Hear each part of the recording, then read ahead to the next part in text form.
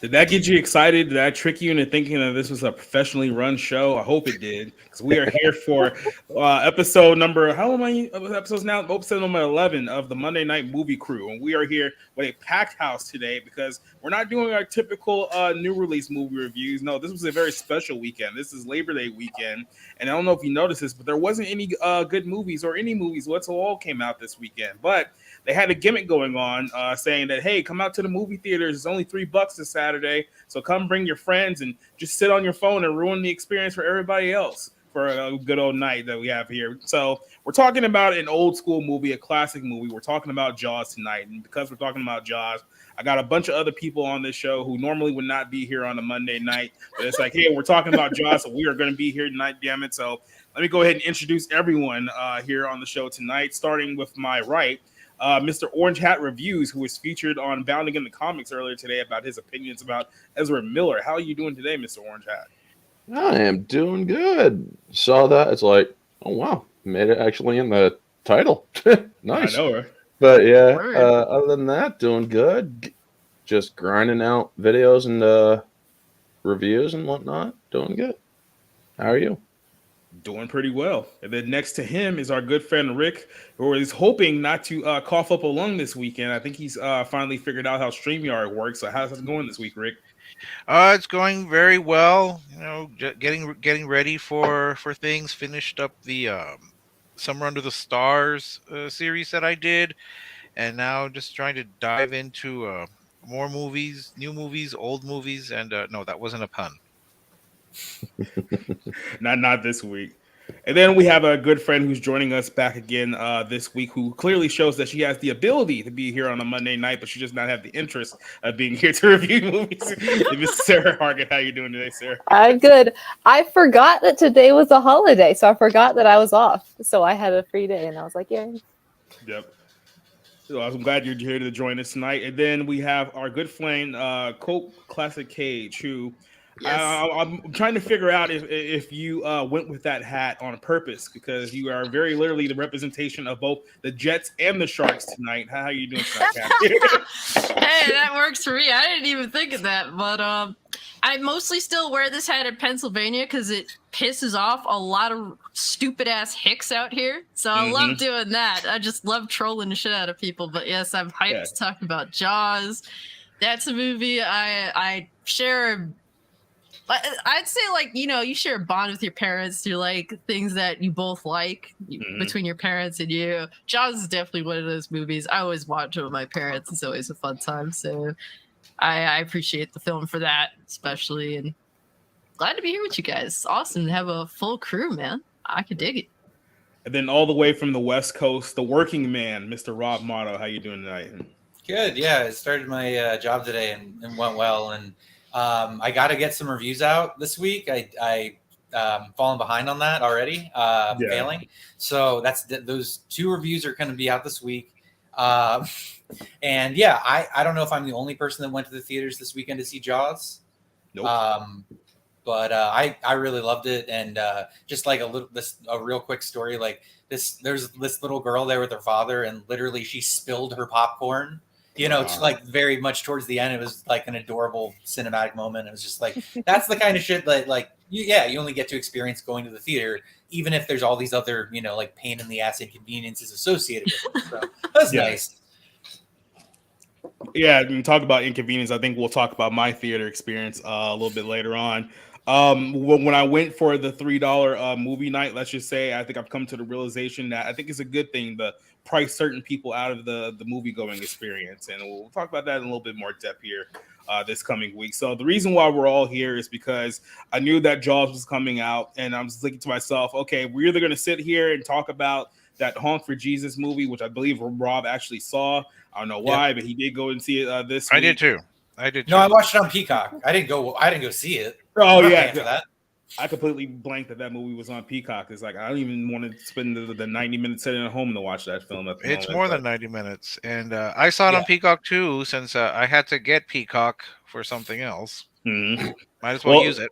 Oh well, I mean, we got a little bit of time here. Do you guys want to kind of get to a quick little impromptu review of just that film? What your general thoughts is about it? I'll start with Rob. Honk for Jesus and Something for Your Soul. What do you think Honk of for film? it's like Honk for Jesus, Save Your Soul. So I didn't think it was terrible, and I know that that's going to be like a shock to some people here. I kind of like mockumentaries, satires, farces that that poke to whatever you want to call it, corrupt institutions. And we all know that like mega churches aren't exactly seen in the best light. Televangelists aren't seen in the best light. I came of age during that time. Now, the Eyes of Tammy Faye, like that was a complete hatchet job. Like they completely just hated those people and enjoyed so much making them look terrible. I didn't really feel like that was the case here because I think the focus was ultimately the comedy. Like there's this scene in the car where this like very thuggish rap song comes on and they start singing, and like I could not stop laughing because I thought it was hilarious. Mm-hmm. Outside of that, I don't think the movie's very good. It's just it is relatively mean-spirited about the people it covers. And that's kind of like what Rick's I read a little bit of Rick's review, and that he kind of said that as well. So I mean it's an uneven movie, but I tend to give a pass more to things with a comedic with a comedic view of the situation, and so that's probably why I'm not so hard on it. But yeah, it was pretty forgettable ultimately, and it kind of felt like a TV movie. Did you agree with that, Rick, or did you have a different review? Well, I think I disliked it more than Rob did, and what I found, and this is something that I've mentioned often, I find that a good mockumentary actually has affection for its characters. A bad one has contempt for them, and this movie had contempt with all these characters. There was no one that you liked in the whole thing. Every single person was horrible. I laughed once. That was when the first lady, and I hate that term. I'm sorry. I love my pastor and I love his wife, but I cannot call her the first lady. And it's spread. Like, I understand. Kamala Harris just ruined it for everybody. I know. I agree. Yeah. Well, she'll be the president. Ruined way before that. Yeah. Yeah, you're not wrong. You're not wrong. I think that this started in the African American church, but now it's spread because my pastor and his wife are Hispanic. I can't call her a first lady. I'll stick with pastor's wife, preacher's wife, but not the first lady. In any case, it was interesting. I was thinking that yesterday, Turner Classic Movies had 3 mockumentaries from Christopher Guest, and in all of them, what I saw is that these characters, as crazy as they might be, as delusional, they're actually very innocent in the way that they behave, and you don't hate them. You like them, and you sometimes feel sorry for them, but you end up liking them. With this movie, I hated every person. There were scenes that I didn't understand. There was that when the pastor was going to get rebaptized. I don't know why he literally started stripping off in front of his 5 congregants, unless it was to show what a nice body he had. I was very confused. I thought, this is insane. But I think that was supposed to be the comedy of that wasn't comedy. I didn't laugh because they're so obvious. They're so obvious in the way that they're doing it. The one time I laughed again was when the first lady goes to a hat shop that's called Bathsheba's Bonnets. Yes. Okay, I thought that was funny. I did laugh at that. But other than that, this was just a terrible movie. Not as bad as A Gray Man, but somewhere up there. You keep saying that like The Gray Man is the worst movie that we've seen so far. I don't understand your thought process behind that, but whatever. The different takes for different folks. So what is your grades you give for that film? For me, it Yeah, would be like maybe a 1 out of 5. just the one, huh? Just a one. Maybe could I go to? You said I could go to 0, so I Yeah, think I'll go. I think I'll go to 0. I can't take this movie seriously, even as a mockumentary, when the female character, when the first lady yeah. is having a meltdown and she looks like she's a kabuki actor in drag. Yeah, what was the white face about? Was that some comment? Like, what was that? I didn't. I as a I don't. I've never heard of was it praise mimes? I don't know what that is. Yeah. And I've been around Christianity long enough I think to Sarah see might how know what it Christianity. is because she reacted to it. Okay, So what are praise mimes? I can just only imagine, you know? Yes, Yeah. but it just looked crazy. She's trying to be very dramatic and like I've dealt with so much, and I've gone through all of this. But it has all of this. I mean, this memoirs of a geisha like number. It's bizarre and it's awful. And apparently it's based on a short. It's based on like some kind of a short, and I don't know if it was an award winner or whatever, but it's based on like a 15-20 minute movie of the same name. So like just kind of like reading up on it a little bit to try to get some insight. Yeah, not too clear there, but I gave it a 2 out of 5 because like yeah, it made me laugh from here and there. But yeah, it's kind of a messy movie. It's just poking fun at people that lack any kind of self-awareness, are disconnected from reality. And it's like, it's a shame that Hollywood can't poke fun at themselves, that they have to kind of like, you'd be like, oh, look at how bad these televangelists are. And it's like, that was like a thing 30 years ago. I mean, is that really a Joel Osteen, I guess, exists, but is that even really what's at the forefront of like a cultural concern right now? So it doesn't even resonate. But yeah, it's just I just wish they made more of an effort in comedy in general. But yeah, I'd still give it a 2 out of 5. Yeah, and it's interesting again, and I saw this with Christian Toto, that the reviews are like 87, 72% positive, and the audience is like 27. And again, what did I miss that they see that I don't? Well, I'm actually going to look that up real quick to see what the current thing is. Well, there's been a lot of controversy about, I guess, audience score versus critic score. Yeah, you're absolutely right. If I can pull it up right here real quick, it is not a good split to say the least. Movie is currently down at 73 with critics, but 26% with audiences. So yeah. There's definitely a split there. This is something we're going to talk about definitely tomorrow on the Barroom podcast, because I'm pretty sure most of you guys know about everything that's going on with the Rings of Power right now, how Amazon basically cut off fans from leaving any reviews of the TV show because they're saying that, oh, they're just review bombing it. So let's prevent people from saying that this show sucks. So let's only put out the good reviews that the major publications are doing for access and pretend like this is actually good. So, and obviously, Rick, Sarah, you guys know me enough. This is something that I've been talking about for quite some time. Just not even just like Rotten Tomatoes, but just like kind of online criticism in general. How a lot of these corporations and these people who work for these outlets are basically trying to give good reviews to something because there's either a political bent to it, or they're trying to get access for like future movies and future shows. Like we've seen people give good reviews to MCU films, thinking that, hey, I might get a Disneyland invite, or maybe I'll get something exclusive for the next Star Wars and stuff like that. So yeah, this is something we'll go into a little bit more depth on tomorrow when we talk about this. But this is another example of the split between critics and audiences and the narrative that's kind of going on that. So, but the one thing that's undisputable is that despite the press going into this weekend, despite saying, hey, we're only going to charge you guys $3, you can go see whatever you want. No one went to the movies this weekend. And apparently what happened is, just kind of looking at this, the only film that anyone wants to see, the only film that anyone cares to see right now is Top Gun Maverick. And that was the number one movie of this weekend again, made $6 million. It's going to pass $700 million just in the U.S. alone, which I believe just passed Black Panther for I think the fourth highest grossing movie domestically of all time.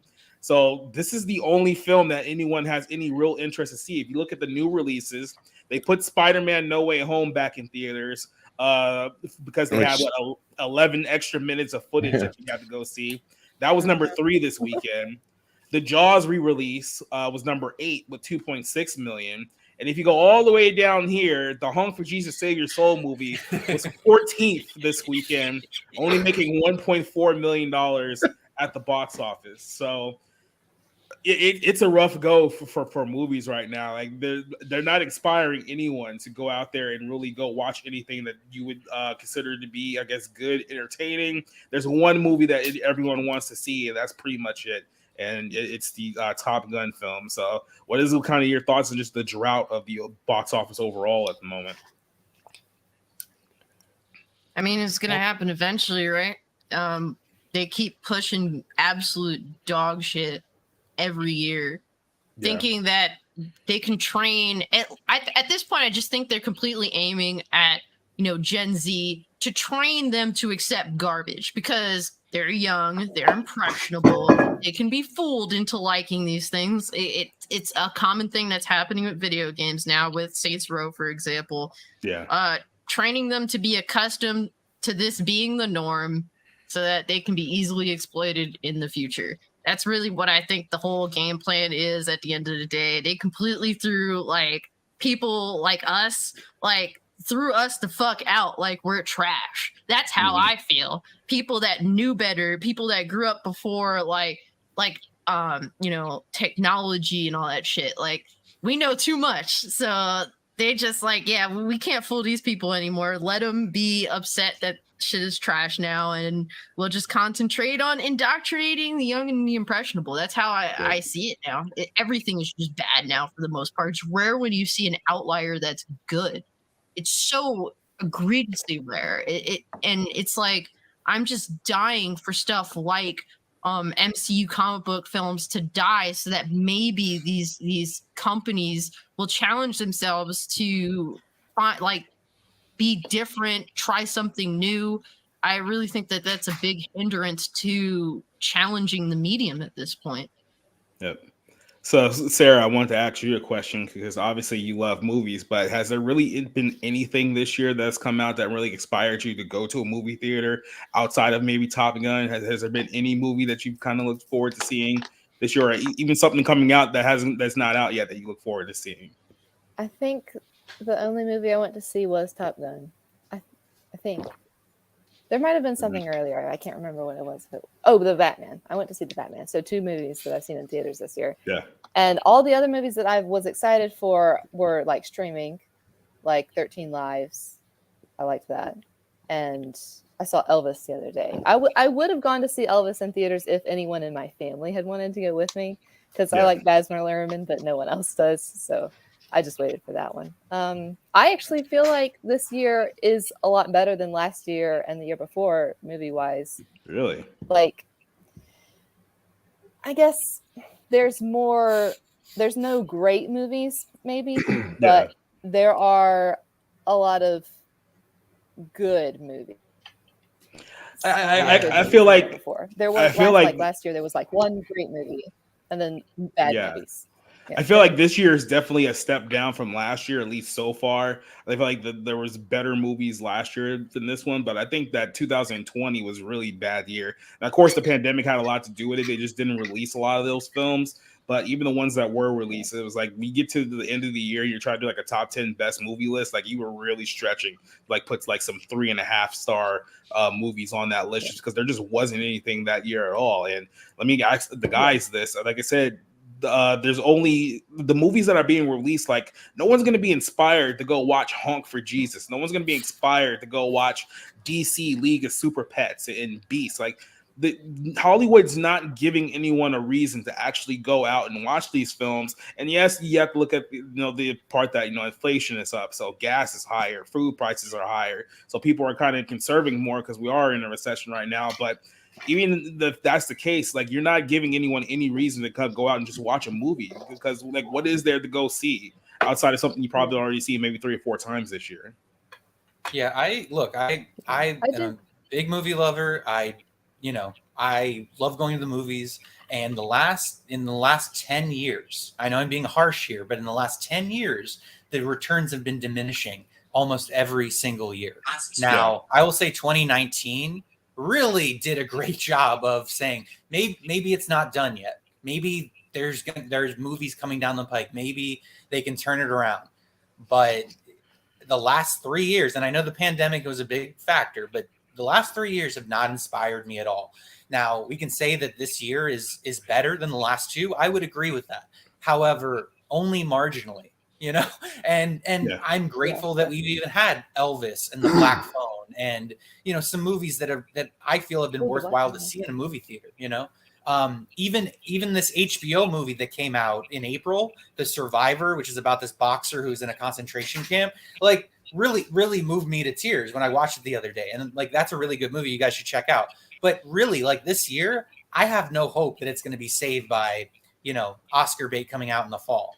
So there's a few movies, like Blonde and Armageddon Time by James Gray, just because of those artists. I'm really interested in seeing what they do. But there's really not a lot, currently out there and coming down the pike that's grabbing me and my attention. Yeah. And just a quick little note, I think I might have said this, but this year's Labor Day box office, even with the $3, Saturday go watch a movie event, was still 55% less than last year's Labor Day haul. So it just goes to show you just the overall quality of films that are out there right now. The people are just not going to watch movies at the moment. So, Rick, Orange Hat, you guys got any thoughts on this one? Well, 2021's best movie came after Labor Day. I mean, it was Ghostbusters Afterlife. That movie came out in November, and yikes! That was the first. I'm sorry, that was the first time I ever got excited to go to the movies since 2020 and 2021. Yeah. I'm a Ghostbusters fan through and through. After Answer the Call left a really, really bad taste in my mouth to the point where I actually walked out of the theater on that one. It's like when I been paying attention to the Afterlife news and stuff, I brought my damn Ghostbusters 2 mug to the movie. There you go. So I can enjoy my drink. Did you play like the old school Bobby Brown song? That's want to know how hardcore of a Ghostbusters fan you really are. Oh hell, I sing that in my head almost every time I watch Ghostbusters. I need to just call this out here for a second. Someone stop the show momentarily. Cassie, do you care to explain this comment right here that you left? In case you guys have no idea, Blackpink is a K-pop band that apparently she paid money to watch an at-home concert for. So and it was amazing. I met, bro.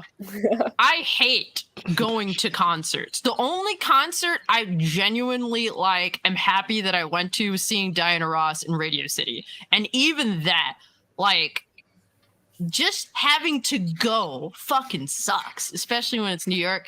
Got to sit in my home, got my family to watch it because I'm like, I ain't paid for this shit just for me to sit here and watch it.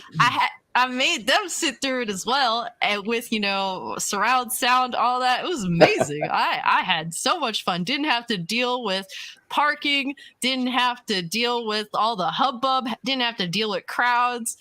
I loved it. Well, I enjoy going to concerts, actually. Sometimes I base it on how many chances am I going to get. Like when I was in Kansas City and I had a chance to see Audra McDonald, how many chances am I going to get? When Tony Bennett came, how many chances am I going to get? Okay, so I've seen Morrissey 3 times. I'm Mexican. I'm supposed to love him. But I don't know if I would go see a K-pop. I know one of my coworkers is Rick? Off to Rick, yes. If I was an older person back in the day where but the thing is, I like the type of music that I like. The only modern music I like is K-pop. Everything else that I like, either they're dead or they're so fucking old that I feel bad for them having to go perform for 2+ hours sort of deal, Yeah, well, exactly. I mean, that's why I saw Tony Bennett, because again, how many chances was I going to get? And Audra McDonald was blanket there, so I figured, hey, might as well take advantage. So, I mean, I like going to concerts, but not as much as I used to. So, Listen. I opted to skip going to see Your Generation's Gene Kelly perform. My coworkers are going. Well, one of my coworkers is going, but Who would this be? Please inform Harry me. Styles. It's Harry Styles Yeah. is Your Generation's Gene Kelly. Listen, Rick. Not me. We don't want I to. didn't know. Not me. I didn't know Gene I just- Kelly slept with directors to get roles. I just want to say Stanley this. Okay? Donen didn't do it by himself. All right. That's right. No, I want to say this, Rick. Why I love your generation, why I love Generation X, right? Is because you understand the idea of investment. See, you buy the ticket to the concert, you go, you stand in line, you elbow your way to the front because fuck all those other people, and you're going to enjoy it because you fucking put the time and effort in. And that is something that's so missing from modern day culture. And like, I get it. I hate hassles too. I hate dealing with other people. They're fucking jerks, dealing with crowds, the public in general. I mean, I'm kind of a misanthrope, really, but so I get it. But I also believe in in the investment, like putting yourself in and saying, I'm going to do this, even if it's a little miserable, even if there's parts of it I don't like. The experience is worth it, basically. So I might have pushed my way maybe once, and that was for Linkin Park. Oh Well, my god. I was young and say- innocent then. I was young and innocent. Well, at least you can Oh, say you no, saw that. no. At least you can Jesus. say you saw that concert before. Do it off himself. So Yes. that was a one And in I time. even went to the tribute band when they came. When they had a Okay, tribute okay. band. Now you lost me completely. I was, like, I was gonna give you no Linkin Park tribute bands in this band. Cancelled. Yes. can't see. So before we go on with our Jaws discussion, I want to show you guys one more thing. And this came out this weekend. I might get claimed on this one later. Who cares? But I think we all need to just accept the fact that Tom Cruise is going to die filming one of these movies. Like it's going to happen, right? He's doing all these crazy, insane stunts where he's jumping out of airplanes and he's gliding on airplanes and doing all this crazy stuff that's like 40,000 feet in the air and whatnot. It's going to happen. Something's going to go wrong and he's going to fall to his death, and then we'll be forever in memoriam of Tom Cruise. So this is a video came out from CinemaCon earlier this year, and this is him on the set of the latest Mission Impossible movie. Now, this is a Twitter video, so I'm hoping that this holds up throughout the way, but let's just go ahead and show you guys Tom Cruise. It might be a little bit hard to hear, but it's not because it's the video. It's because he's literally thousands of feet up in the air. So there you go.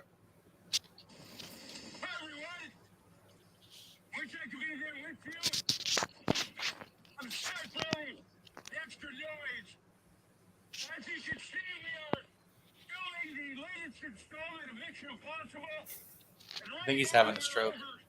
Mm-hmm.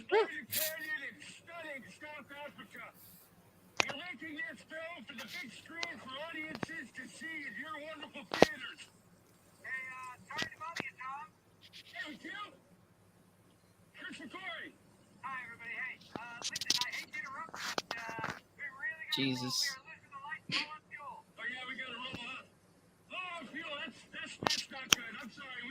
This dude's fucking nuts. Nuts doesn't even begin to cover it. Yeah. You can't hear it because Tom Cruise's balls are in his throat right now. Right. Pretty much.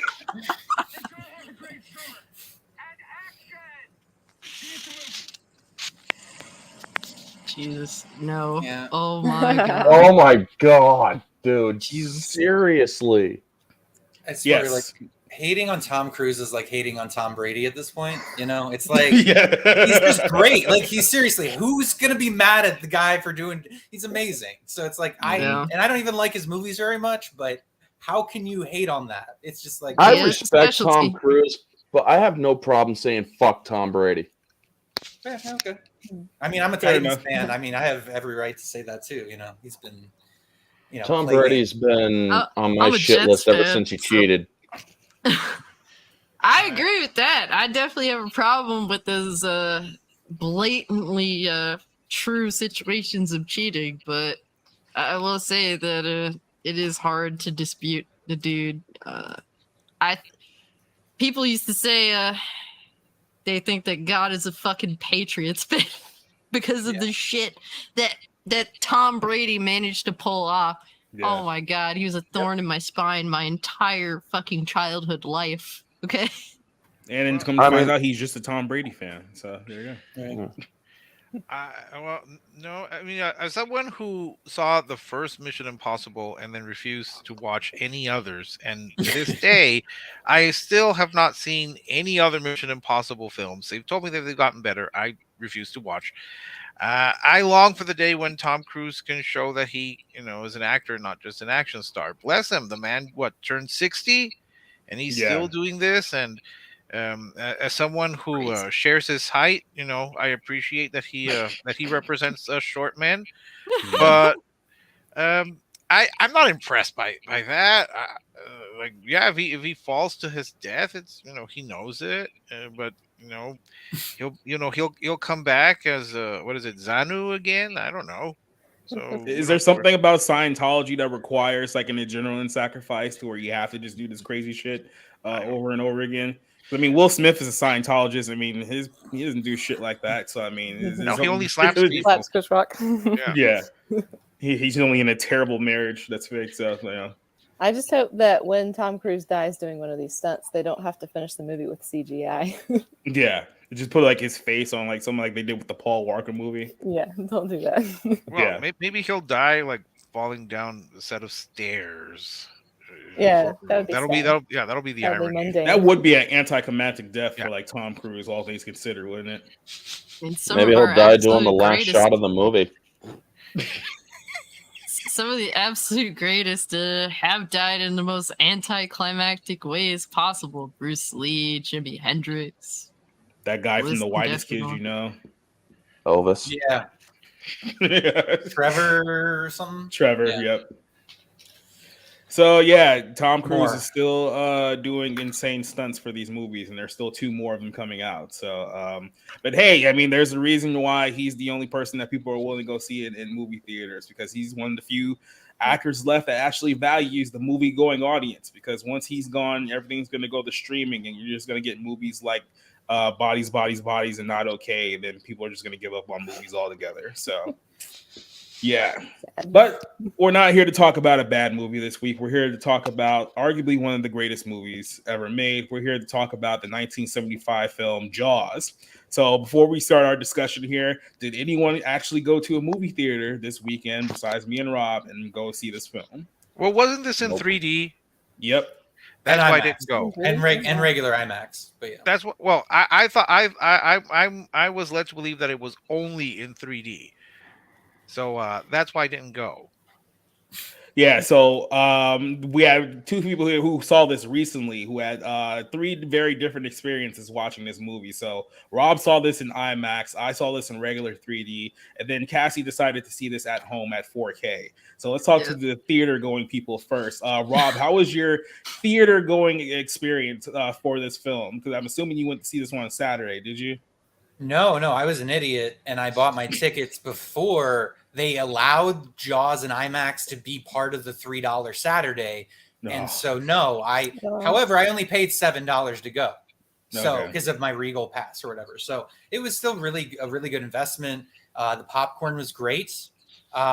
There was not many people in the movie theater, which I love.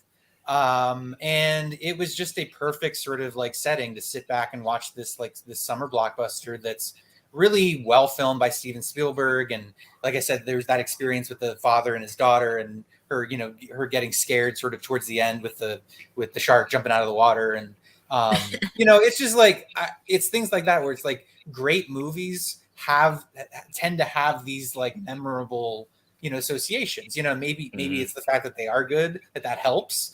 But it's just a really wonderful thing to be able to go back to the movies and enjoy the experience, value the 2 hours you spend in front of the theater, and just kind of bask in a little bit. And I know it sounds a little corny, but it's just like no, it's just it's that's personally what I love. I grew up with it, so it is a bit nostalgic for me. But yeah, I absolutely love my trip to the theater. You could hear like the waves kind of like lapping, because the surround sound sort of on against the boat. So it was really cool.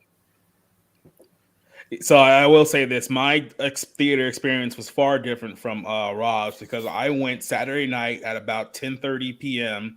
to the Alpharetta Regal, and that place was absolutely packed. It was almost a sold out event. There was a whole bunch of people there.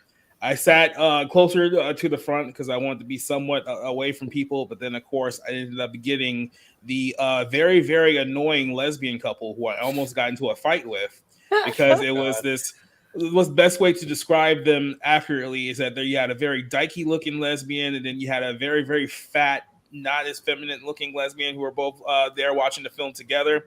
They decided that they were going to sit there for the first 20, 30 minutes of the film and talk on their cell phones the entire time that they were there. Like they don't even try to do like the little tricks that you do at the movie theater, like when you turn down like your brightness or at least put the shit on like mute. It's like you can literally hear them get messages on their phone, which annoyed a few people. Wasn't the best. And then they eventually decided to get up and leave once they realized that the theater was very, very quickly turning against them. So yeah, I mean, it's one of those things where I was like, yeah, this is why movies are like $17 now, because they don't want the $3 movie people to just come in and ruin the experience for everyone else. Outside of that one little hiccup, the movie experience was fine. However, I have a big riff with the whole thing about 3D. I think something what Rick was talking about, how I never understood the process of going back and be like, oh, we're going to make a movie 3D in post-production. So we're just going to go out there and, add in some colorful tricks to make the movie seem like it's worthily in 3D when it's really, really not. Because outside of the opening scene of the film, there was really no point of anything else being in 3D. Did you feel the same way watching this one, Rob, when you were there at the IMAX, or were you too distracted by all the loud noises? I mean, it wasn't IMAX 3D. Like it was just it was regular like 2D IMAX, which is like I won't go to a 3D IMAX. Like I'm that much of a like that's uncinematic. That's gimmicky. That's horse, kind of shit. No, but I love 2D IMAX because it's like the best way you can see it without it being, because I think it's still digital ultimately, but but without seeing the actual film reel projected. But no, the picture was great. It was atmospheric. It was just a really great experience of the movies. I went noon on a Sunday, so like I don't think and the West, this part of Washington especially, people don't like wake up until like 1 on the weekends. Yeah, so it was pretty fortunate for me. I will say this though. If this movie was in 4DX, I might have actually watched it in 4DX, but they only decided to give that one to Spider-Man No Way Home, or whatever the new one is. Yeah, they decided to give Spider-Man the 4DX treatment and not Jaws. And it's like, why the hell wouldn't you just do Jaws in that? Because then they would have just drowned you to death. Exactly. That's what you go for. You got to give, like, what else? You have part of the gimmick is that they spray you with water. What better water movie than Jaws to actually utilize that gimmick, right? But then they would literally have to fill up the entire movie, strap you in, and drown you to death. That pretty much like how a personal it would go. problem. Tap into the water supply. So, Cassie, obviously you saw this one at home in 4K, away from human beings. So how was your experience watching this film? First off, I must say, here's to swimming with bow-legged women. Okay. Yeah. Yes. But I mean, look, why would I go to the movie theater when I have this gorgeous, beautiful steelbook case, 4K? Steven Spielberg himself, even though I don't really value his opinion very much in modern day, said this is the ultimate way to watch the film. Basically, when it comes to film in general, 4K is amazing because we're so close to being able to see the true picture on the actual film itself. And the one thing I do love about 4K is that we are getting a lot of these older films, being able mostly to preserve a lot of them, because some of them are so old at this point that the film itself is deteriorating. So the fact that we can preserve these films on like 4K, and now we're seeing a lot of these older films the way they were meant to be seen. The details that the film creators actually seen when they were filming, you know, these films. Now, why would I go to the movie theater to see it? This is the ultimate cut.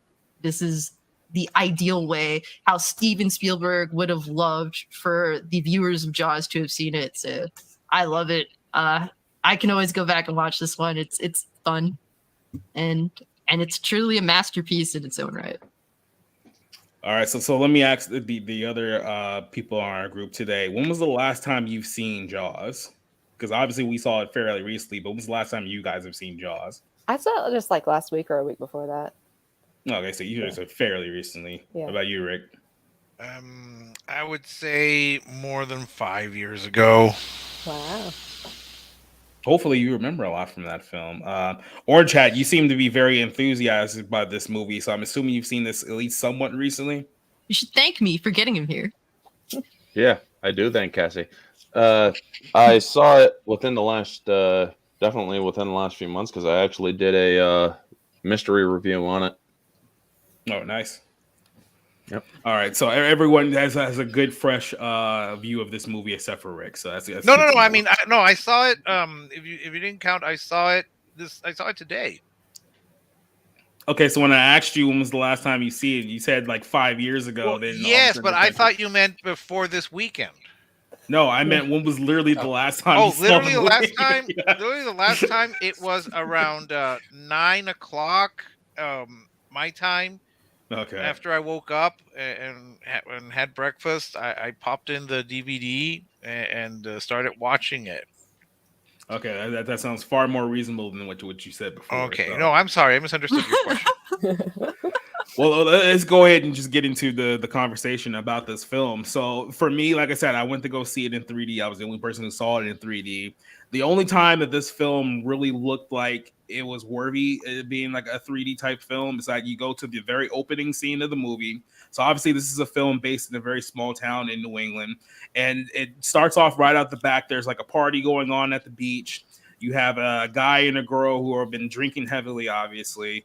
They decide that they're going to go chase each other down to the beach. They start taking off their clothes, or at least the girl starts taking off her clothes. The guy's a little too hammered to do anything outside of just kind of fall down and lie there.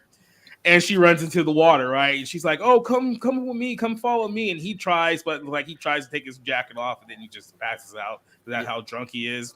So she's in the water. It's early in the morning where you see like it's about to be sunrise, but not quite sunrise.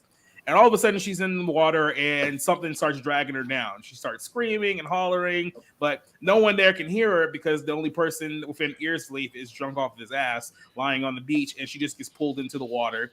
And that's the beginning of Jaws. So right off the gate, what did you guys think about the opening sequence of this movie? Because to me, everything from the way it was shot, the score, like this was pretty much the perfect way to set the tone for your movie going forward. So what's your personal thoughts on just kind of the opening segment of this film? And not everyone talking at once, but go ahead. Well, it's very interesting because it's like it's a very simple like horror movie kind of genre movie setup to get into the story, and yet it's done so effortlessly. It feels like it's just this is the movie. This is what you're supposed to shoot, and it feels perfect. And then how it looks is incredible. I found out actually Michael Chapman, one of my favorite cinematographers of all time, was the cameraman on this movie. So it's like that, and it was kind of before he was a known cinematographer because he was just a cameraman. But he did a great job working with Steven Spielberg to really just, to really bring this atmosphere alive and to make it relevant and feel lived in. And her death and everything being pulled under is genuinely terrifying because you can't see anything. You can't see what's ultimately, what's causing this. I think one of the best elements is the opening music that is just now so much into the culture that people who've never seen it will recognize it. Even though I don't remember if you had music or much music when she's being attacked and being dragged and screaming through the, trying to grab the buoy for dear life, but just that opening theme and the way you go through the water, the point of view of the shark, it certainly sets up the scene, and you know that there's some menace, and you don't see it, so you have to wonder what exactly is grabbing this girl to her death. It's a great setup. Yeah, it's. I feel like films like this type of like horror, typically work best with a simplistic mindset. The way the film's introduction is carried out, the music it really makes the scene hit, and we don't even see the killer. We just see what happens to the individual that starts everything off. This person is just like that, they're gone, and right away you're engrossed in this situation, and very simplistic, but the execution is really well done. It's interesting, like from a film perspective, it's great. When I think of a shark attack, it's kind of like silly that you think that this person's being dragged around, but there's a difference between filming a film for the cinematic effect versus like realistic. It's like the same thing, give an example being my favorite horror film, which is the original Halloween.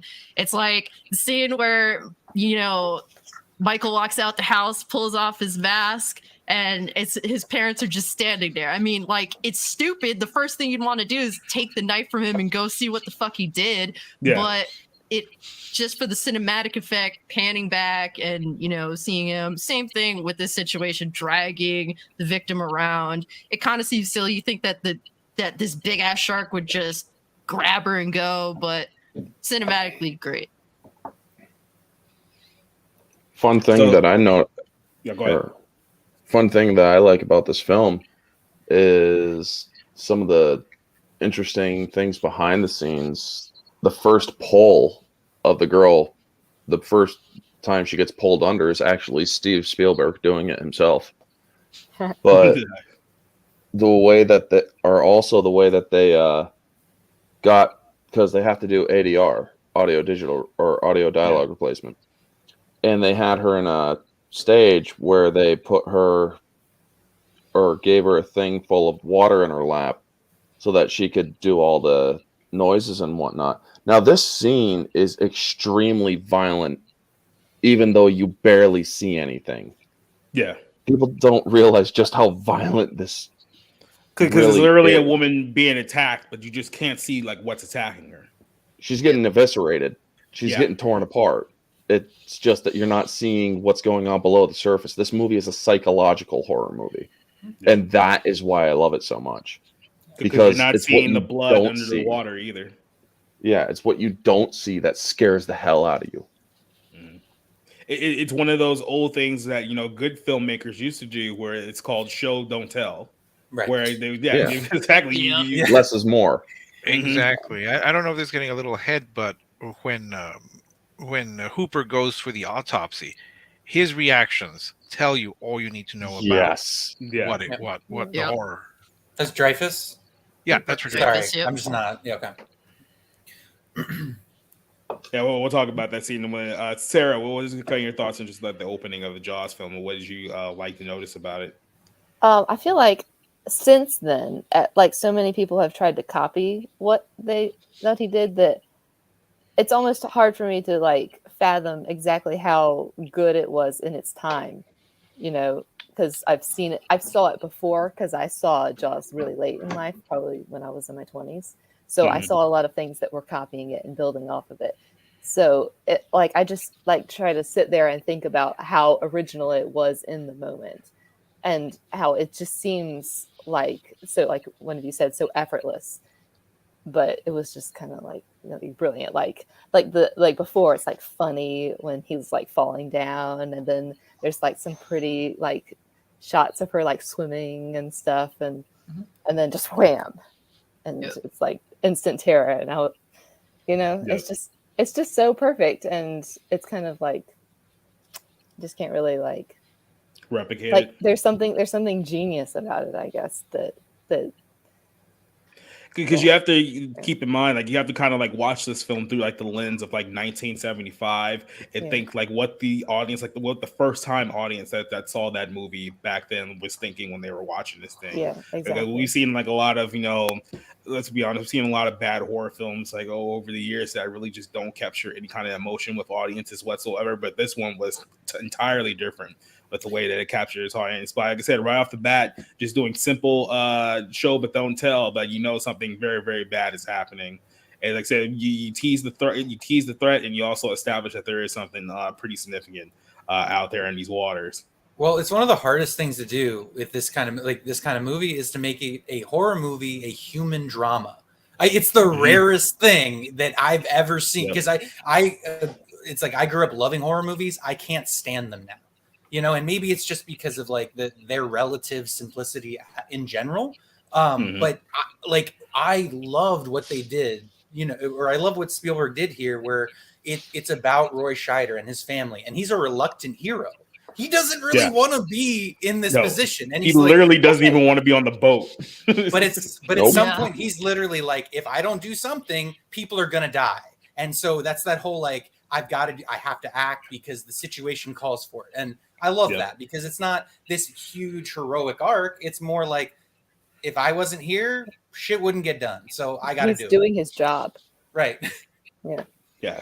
And I want people to keep in mind something as we talk about other scenes in this film. This is a film that at the time was made on a budget of $9 million, which if you just have an inflation today, that's a budget of only $49 million, which even considered modern movie budgets isn't a whole lot, especially when you consider like, something like, I don't know, Thor Love and Thunder, which decided we're going to spend $250 million to produce this crap. So just throwing that out there. But yeah, obviously we start getting into the story of the film. So essentially what happens is the very next day, the body gets reported. And like I said, it's more show, don't tell. You see the police officers walk over towards the body, but you don't see what the condition the body's in. And you can tell from the look from one of the cops is getting, it's so horrific that he can't even look at it, right?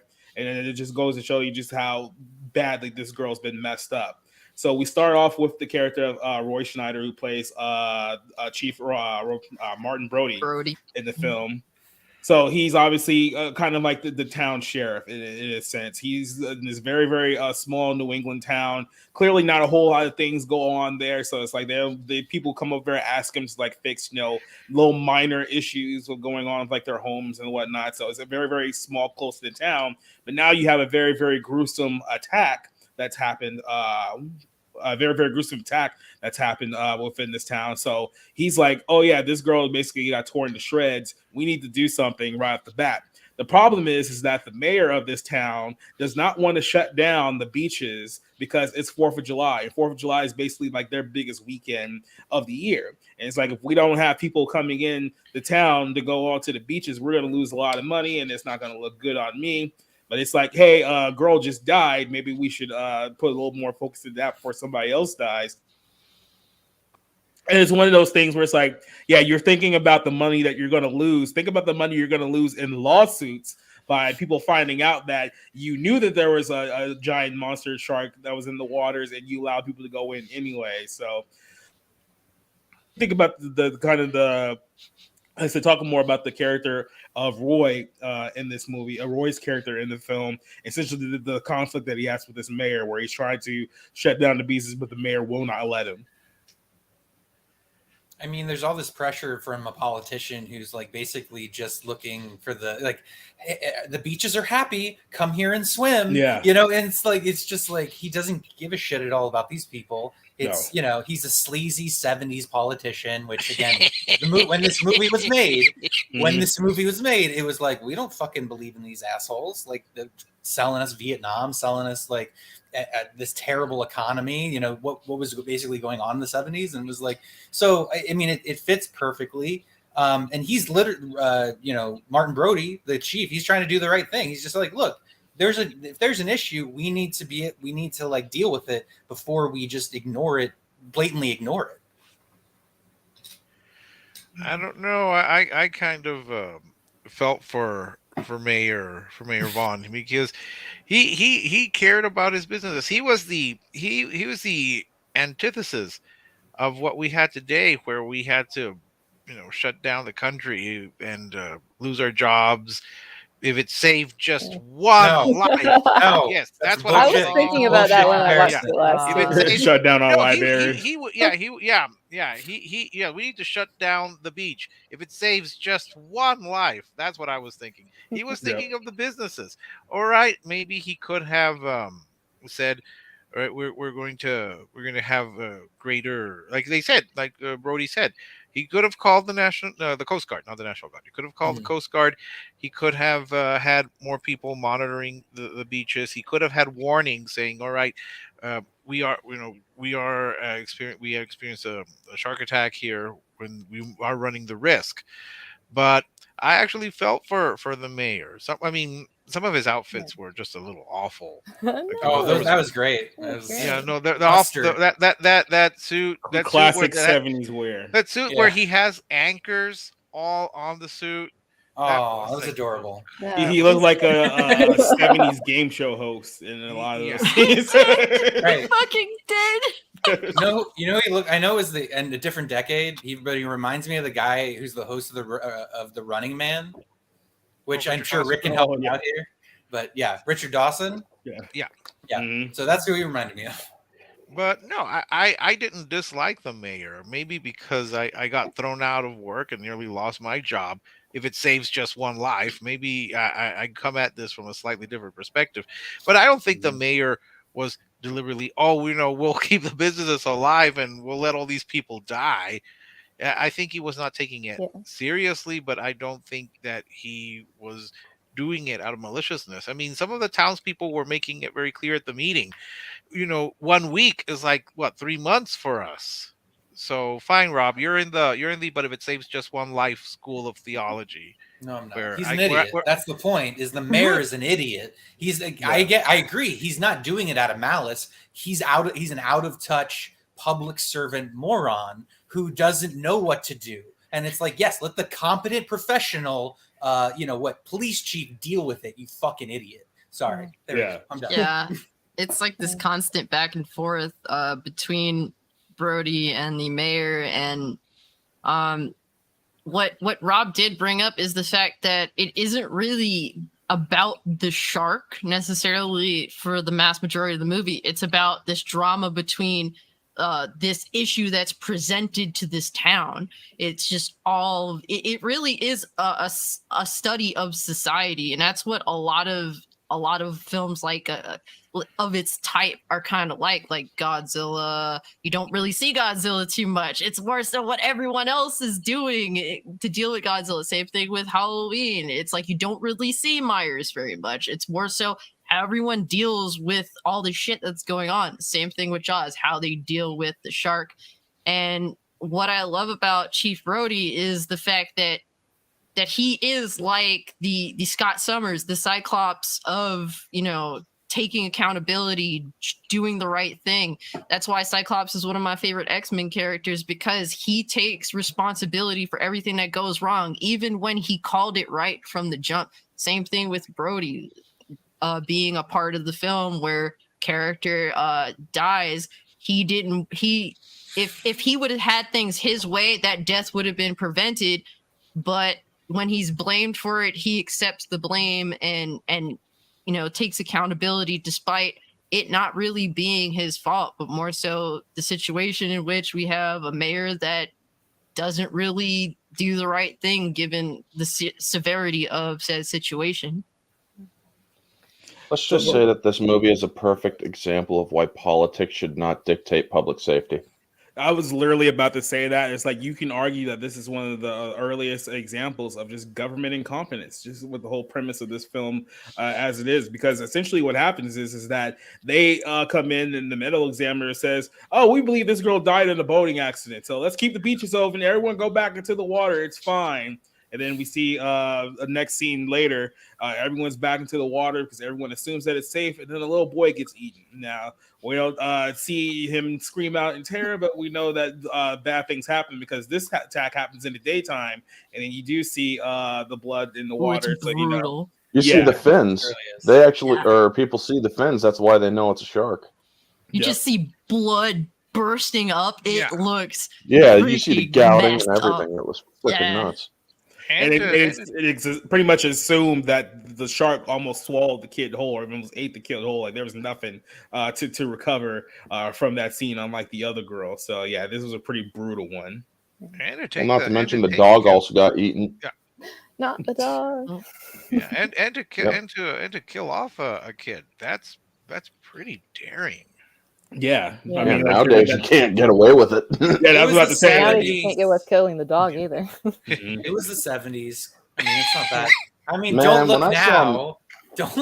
Don't look now. It was literally about his child drowning and them going off to fucking Europe, and then they still followed them there. But anyway, I mean, there's a lot of like kids dying, awful shit happening in 70s movies, horror movies especially. Yeah. Well, that's because they wanted to give you a slight sense of realism. Nowadays, you can't kill dogs, you can't kill animals, you can't kill kids. It's like when I saw the movie The Meg, and that fucking fat Chinese kid. It's like, I want to go. Fucking eat that kid. Shut him up. Just eat him. Right? I mean, how that kid is even able to still eat that sucker when it's been in salt water is just disgusting. Yeah. I mean, that kid just should have bit it. Well, got bitten, actually. But, oh, my God. It's just nuts. Deep Blue Sea. Right. Yeah. Sending out that cool. Shark You ate ate me. my bird. Yeah, you can say the Deep Blue Sea deaths were a little bit more over the top in certain scenes as far as that one Oh, goes. definitely. So, go ahead. I think I'm on more Rick's side. And not just because of like the COVID relevancy, but because whenever Murray Hamilton is making his arguments for why he wants to keep the beach open, it makes sense as long as you don't know that there is a shark there. We know that there's a shark there because we're watching a shark movie, you know, and that's why Brody has like this hesitation, you know, because it is really inconvenient. And I like that you can see both sides of the argument there. I hate it in modern movies when they're like, this one guy is just painted as the jerk and the stupid idiot, and there's nothing good redeemable about him. But he does make some good points because their town is a vacation resort kind of town, and they need the income of that money and stuff. In summer town, we need summer dollars. Yeah, exactly. And I think I like that a lot. I like that there's nuance and that Brody is right ultimately, but that he has to like prove that he's right, not just be like, "Ooh, I'm right, you're stupid." Also, fun fact: my nana went to high school with Murray Hamilton. Oh, nice. So you actually That's have cool. a very vague connection with the movie. Yeah, very, very vague. You know, when this is all obviously this leads into the next part of the film where essentially the boy gets eaten. So now we can no longer pretend like there's not a shark going around there killing people. So the they're mayor was definitely- wrong? meeting. So the mayor was wrong then, or Mhm. oh, Yeah. okay. I just wanted to check. That. Yeah, we're gonna have to end our reports. The mayor was wrong, but you keep trying to make this argument that he was evil. I'm not saying he was evil. because he wanted to keep businesses open. No. Rob's not Okay, saying that- evil. that's He's fair. saying Here's- he's no, wrong. He's not entirely evil, but he did not take accountability for this That's true. situation. Yeah. And that is And- where I think he's wrong. Chief Brody ends up getting slapped up for that kid dying. And you would think, and all the mayor could say is, "Oh, she's wrong, bro." Yeah. And it's like, yeah, but Because why don't you say Brody that is you were father. the one that wanted to keep the fucking beaches open, asshole? Take accountability as the mayor. That's And not why only Brody is that, the hero, even and the chief is the other guy. And Even after the kid dies, he still wants to keep the beaches open. Like he doesn't have like this sudden change of heart of, oh shit, there is a shark out there. We have to shut everything down in order to keep people safe. He's no like, it's still 4th of July. So I mean, He is extremely Only 24 selfish. hours. He's Only extremely 24 selfish because the hours. only thing he ended up thinking about in the error of his ways is, oh, I let my children go out there.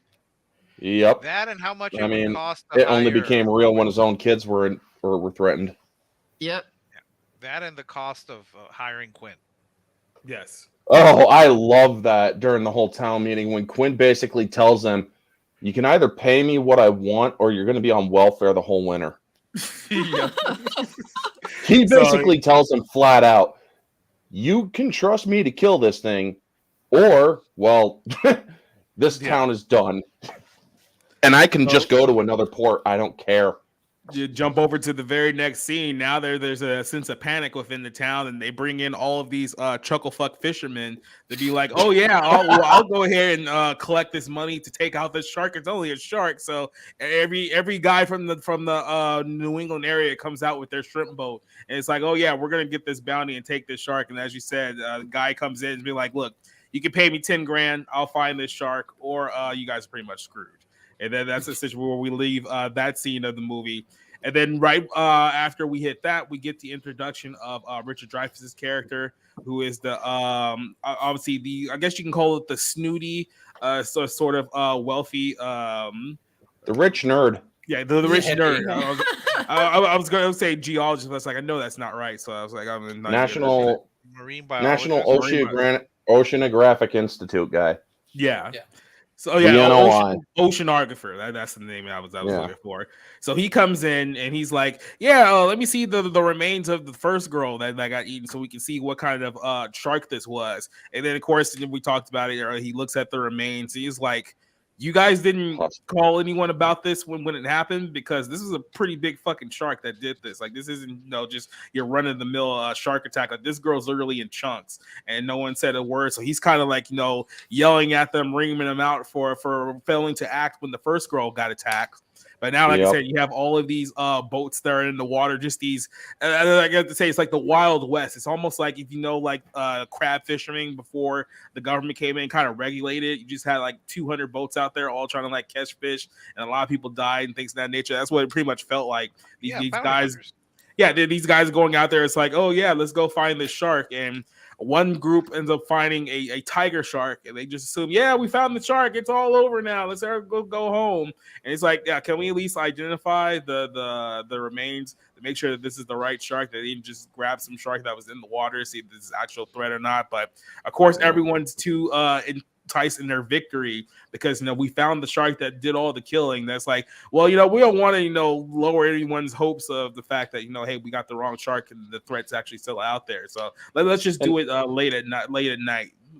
And you also see Quinn rolling by in his boat, the Orca. He's just smiling. He's like, "You guys they didn't get it." Yeah, it's like he already knows. Yeah, he already knows. Like, you idiots have no idea what you're doing. Yeah.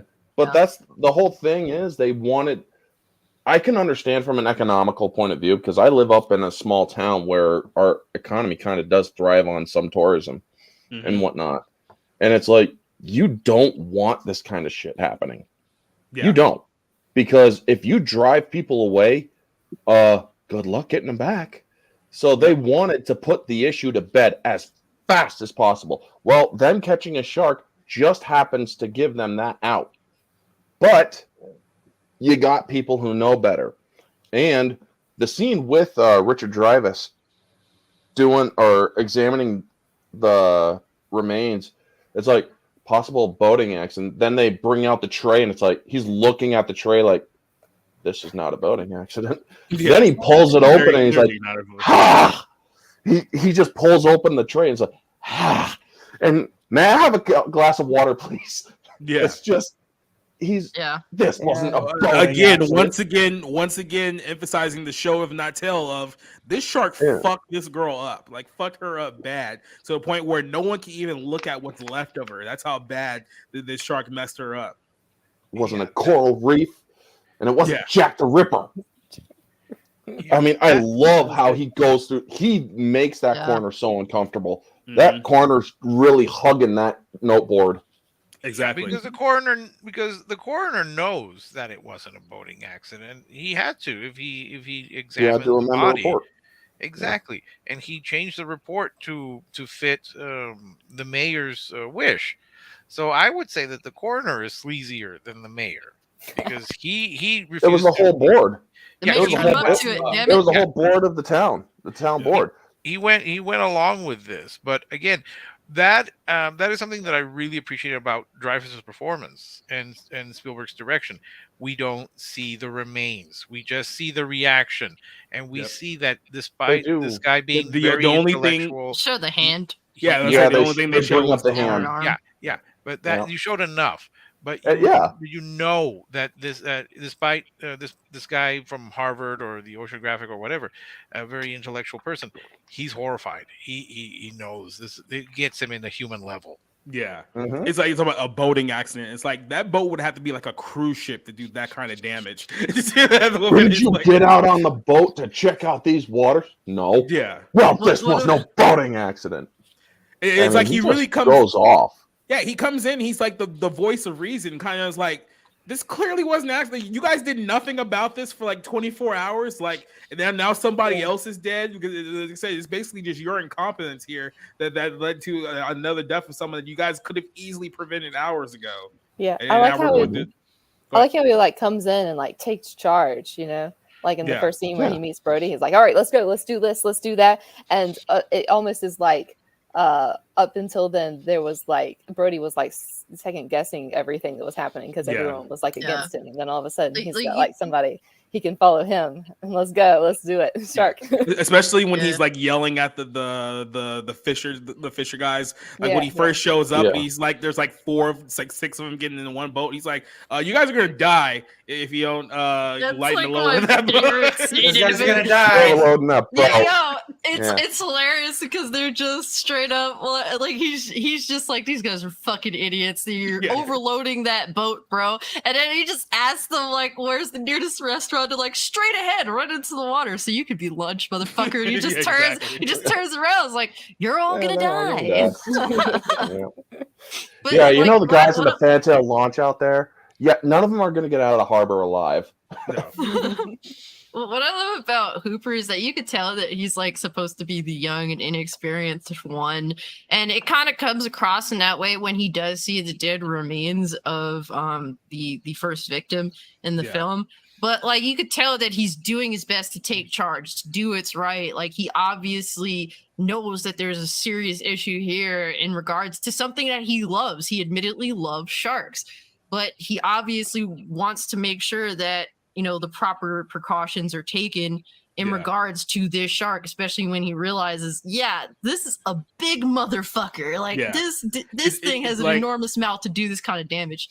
He comes in, he's obviously very good at his job, but there's also like a degree of arrogance to him as well. And then it even gets to a point where he has to realize like this thing is a much bigger threat than even I like understood like going into it. Like when you really start understanding like the scope of just the type of damage this thing is actually doing to like other people. So we move on here, and then there's like a scene where they go out to kind of like go out into the waters, they kind of survey like any kind of like signs of the shark. And one of the boats that was looking for the shark earlier has been kind of shipwrecked out there.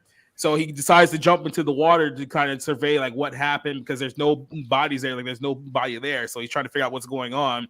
And he sees a giant hole in the bottom of the boat, and he pulls out a massive tooth out of there, which implies that, you know, the shark that's still out there was the one that attacked the boat. And then of course you get the scene where, you know, the bloated dead body of one of the fishermen comes out. It's almost like old school jump scare. He just completely freaks out, right? Yeah, I jumped. Go ahead, Rob. I got scared. You got scared? I don't know, maybe because I was expecting it. I was expecting it. Yeah. I wasn't. I thought it was actually very well done. I can imagine, especially being in the theater, with the music is what makes that jump scare so effective. Yeah. Like I'm sure that in the theater, like that fucking loud reaction. Yeah, I can imagine that would definitely. Yeah, you can imagine, like I said, put yourself in like 1975, and then like all of the audience members like seeing that scene and just like completely freaking out at that moment. I can see that. Although I was expecting it, I was waiting for it. Mm-hmm. Mm-hmm. I mean, the way that he handles it. Also, go back just a little bit. One thing I wish they had put in the movie was there was an affair between Hooper and Brody's wife. That's I mean, Don't do that. in the book. Yeah. That's stupid. And it's like, I'm in some way, I'm actually glad they didn't put that in, because how would you? Story. Yeah, but when they do go out there, and he's like, I'm not drunk enough to go out into a boat. Yes, you are. No, I'm not. Yes, you are. I can't do that. Yes, you can. And he gets him out there, and he's drunk as a skunk. He's like, go to New York City, it's fucking drunk, violence, but Amity, one man could make a difference. In 20 years, there's not been a killing or murder in this town. No kidding. You want a pretzel? Do you get the late show on this? Yeah. It's like, well, I pay for most of this yourself. Oh, you rich? Yeah. Virtually the whole family. It's like he's not ashamed of it. Yeah. I mean, it's a very inappropriate question to ask, but he doesn't mind answering it. Yeah. Well, it was probably at a time where it was like, they didn't try to portray like every rich person is just like an evil prick. So it was just like, oh, so you got money? It's like, yeah, this is just my thing. Like, I just get on the boat and like study the waters and stuff like that. So they, like I said, it didn't really come up to like anything like outside of that. It's like, yeah, no, I pretty much have the money to run my own operation. So, and then we get to, so this is a great scene right after this point where they discover the boat. They obviously go back to the mayor, and now like the guys are like completely freaking out because now they have evidence that this is a great white shark. This is like one of the biggest predators like in the water. So he's basically demanding that, look, we have to shut this thing down. That shark is still out there. We cannot afford to have anyone else like in that water until we catch this thing. Like, this is obviously a massive shark that was big enough to destroy a boat from underneath it. So, but once again, the mayor's like, okay, but I mean, people are coming in today, so I mean, can't really, shut anything down. Yeah, so we're still having like the same argument. You can just see like the frustration in the guy's face. He wanted the proof, though. Yeah, he did want the proof. It's like, where is that tooth? Because he tells him, I pulled the tooth out the size of a shot glass, and it was a tooth of a great white. Where is that tooth? Yep. And then he's like, but you don't have the tooth. Yeah, he's like, but you don't have the tooth. We depend on the summer for our very lives. If you close those beaches, we're finished. I mean, he's willing to listen to a point, but he also needs the proof so that what he does next will determine whether or not it's a safe idea. Yep. And then the funny part, what he should have said is, but if it saves just one life, that would have done it. If it saves just one life, then we'll shut everything down and screw everyone, right? But this is the one part that I get to the scene with this film is that there's a degree of blame that you can put on about everyone up to this point. But now we've gotten to a point where we've had 2, maybe 3 attacks at this point, and people are still going into the water. They're still going to the beaches. Like, they're not being deterred by all the news that's circling around at the town. So I was kind of thinking to myself, it's like, do they not know what's going on? Did they at least not even tell them? It's like, hey, that there was a shark attack in the water, so at least exercise a degree of caution.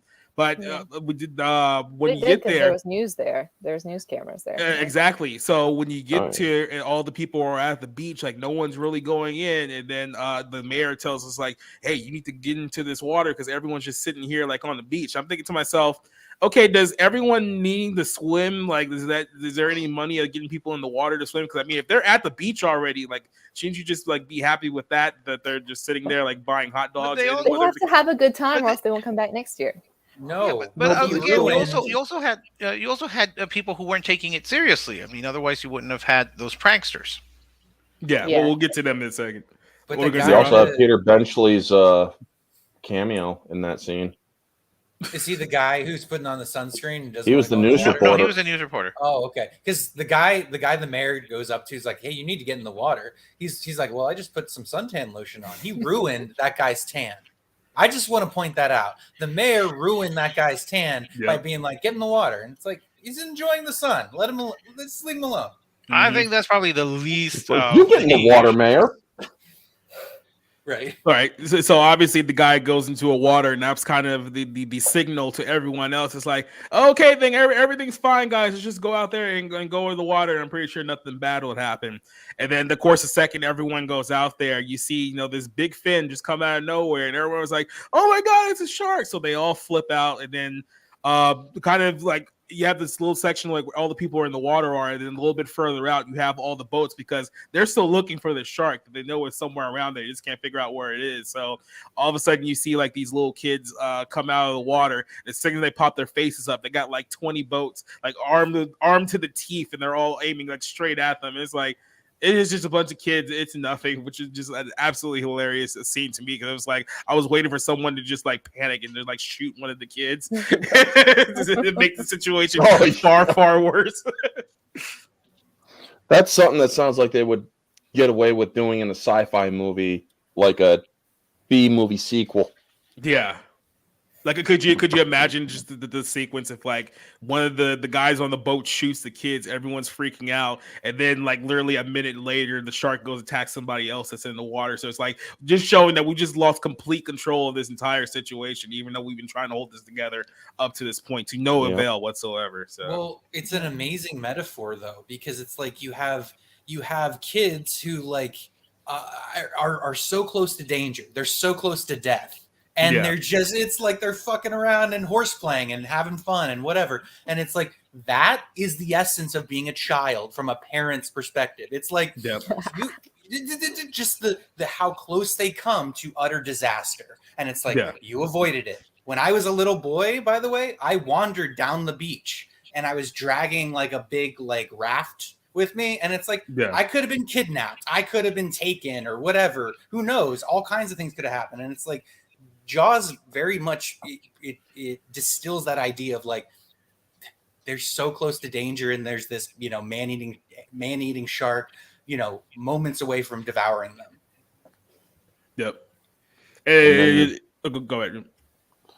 I also do like how when everybody starts going in, there's Murray Hamilton just smiling that everybody's finally going in. Then when everybody's running out during the hoax, it's like, oh God, we're finished. It's like, oh, finally, we're gonna get all we're gonna come out of this. Okay, son of a bitch, we're dead. I mean, that's just the kind of vibes that he's given. And then, well, you reveal it. Yeah, so then right after the hoax has been revealed and everyone's kind of like, okay, false alarm, everyone. Immediately afterwards, because we see what's his name? I want to say Roy's character's name, Brody. We see Brody's kids. I guess they were supposed to like move the boat out of like the part of the pier that they were on, and all of a sudden we see the real threat. We see the real shark, and it's back, and it's going straight for the kids. So everyone, after the hoax happens, they kind of turn to their side and see that the real shark is there. So everyone's screaming and hollering, telling the kids to run away because the shark's like dead on them. And then, of course, you have kind of this, I want to say, borderline California stoner-like character. The ones that just like sitting out in the water is like, hey, man, don't go too far to the rocks. Yeah, exactly. Hold the sheep, make it fast. Exactly. And he just happens to fall into the water. Then he's the one that gets eaten and torn apart by the shark, which allows the kids an opportunity to get away as he's being torn to bits. And now the whole threat has hit a little too close to home for Brody now, because his kids almost bit the dust after watching about 4 or 5 people bite the dust up to this point. So now the threat's been realized that something very, very bad is happening to this town, because the great white shark is literally just tearing people to shreds. So what are your thoughts just kind of on the hoax scene and then the scene afterwards where we see yet another kill in broad daylight?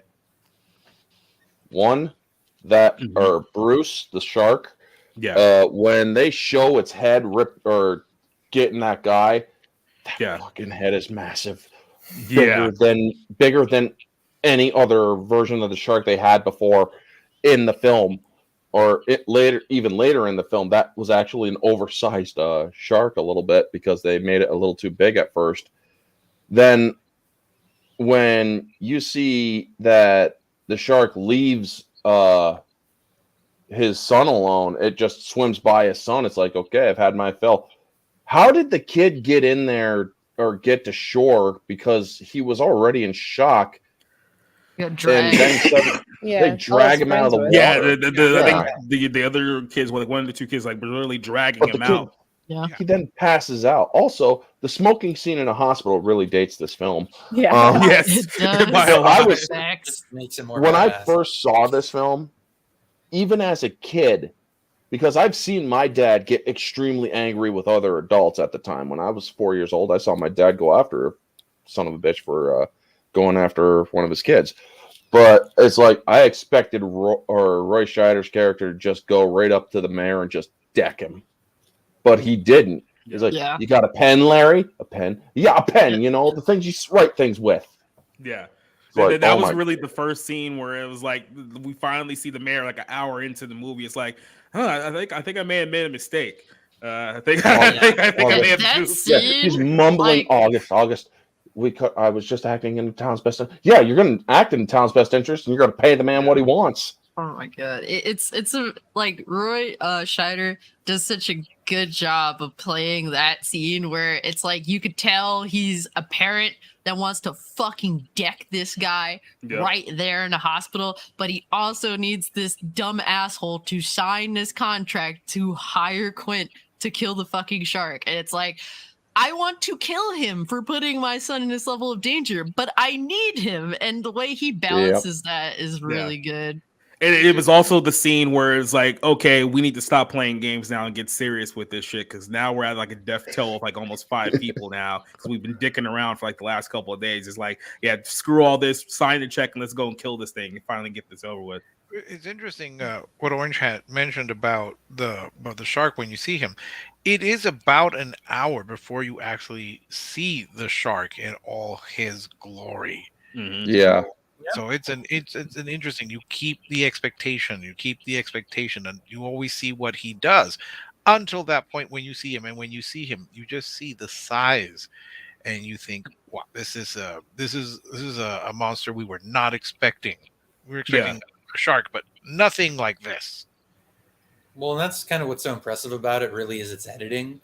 You know, I know it's something we don't talk about a whole lot when talking about movies, but editing and setting up those key symbolic images, the leg getting bitten off, the blood in the water, we don't get a lot of graphic violence. It's effective in these small doses, and and the music, the editing, that rapacious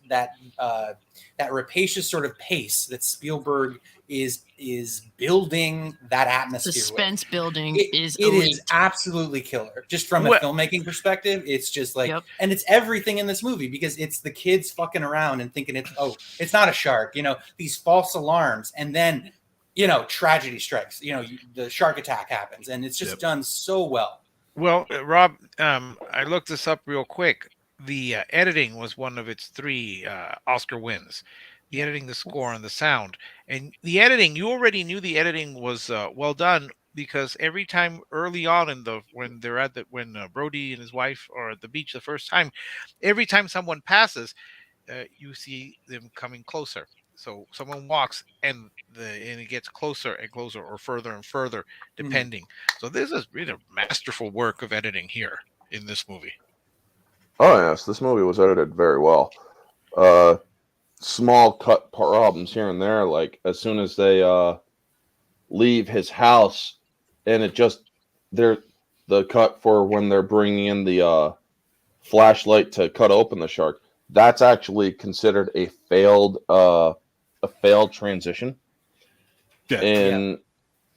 Because it just has a very different tone of sound. It's not a good transition from one scene to the next, where the rest of the movie is actually cut extremely well. I mean, they do a very good job with the scene that we're at, where we cut to going to Quinn. Get the mayor off my back. Having enough of this zoning crap. Yeah, you got that. It's just like going off of the list of what he wants done and not done. I mean, he's basically fleecing the freaking town. Yeah. Keep in mind, it's their own incompetence that led to this point. Like in the first week, like I say, he walked in there because he knew that no one else had the ability to do the job the way that he did. And you go on to the next scene when they finally meet Quint and kind of like his little boathouse. He has all of these like trophies of sharks that he's captured over the years, and they kind of like look at him. It's like, yeah, this guy's a little bit off his rocker, but obviously they'll explain later on exactly why he has such an affinity with sharks. but clearly this is the only guy in town in this region that has, you know, the equipment necessary to fight this thing, because obviously, like I said, this is a massive shark that's very, very smart and very, very deadly, so you can't go at this half-ass. So you need this guy if you're going to stop this thing and go on, and that's exactly what they do. So it's like they almost have to like kind of swallow like their pride, because they look at this guy as kind of like this quack, but you also have to understand that this is your best chance of really stopping this thing and Well, let's getting be on real there. now. They didn't want to pay him.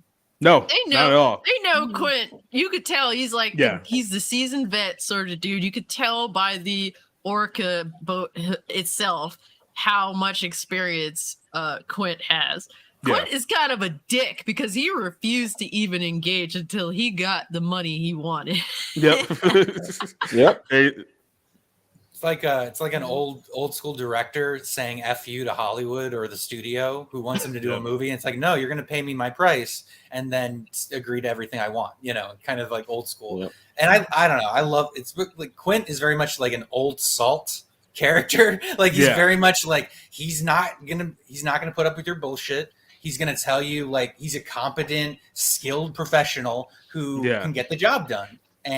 But you got to meet his price. You got to meet what his demands. He looks. He knew to talk about his qualifications. It's just like, motherfucker, you know, I ain't gonna sit here and tell you.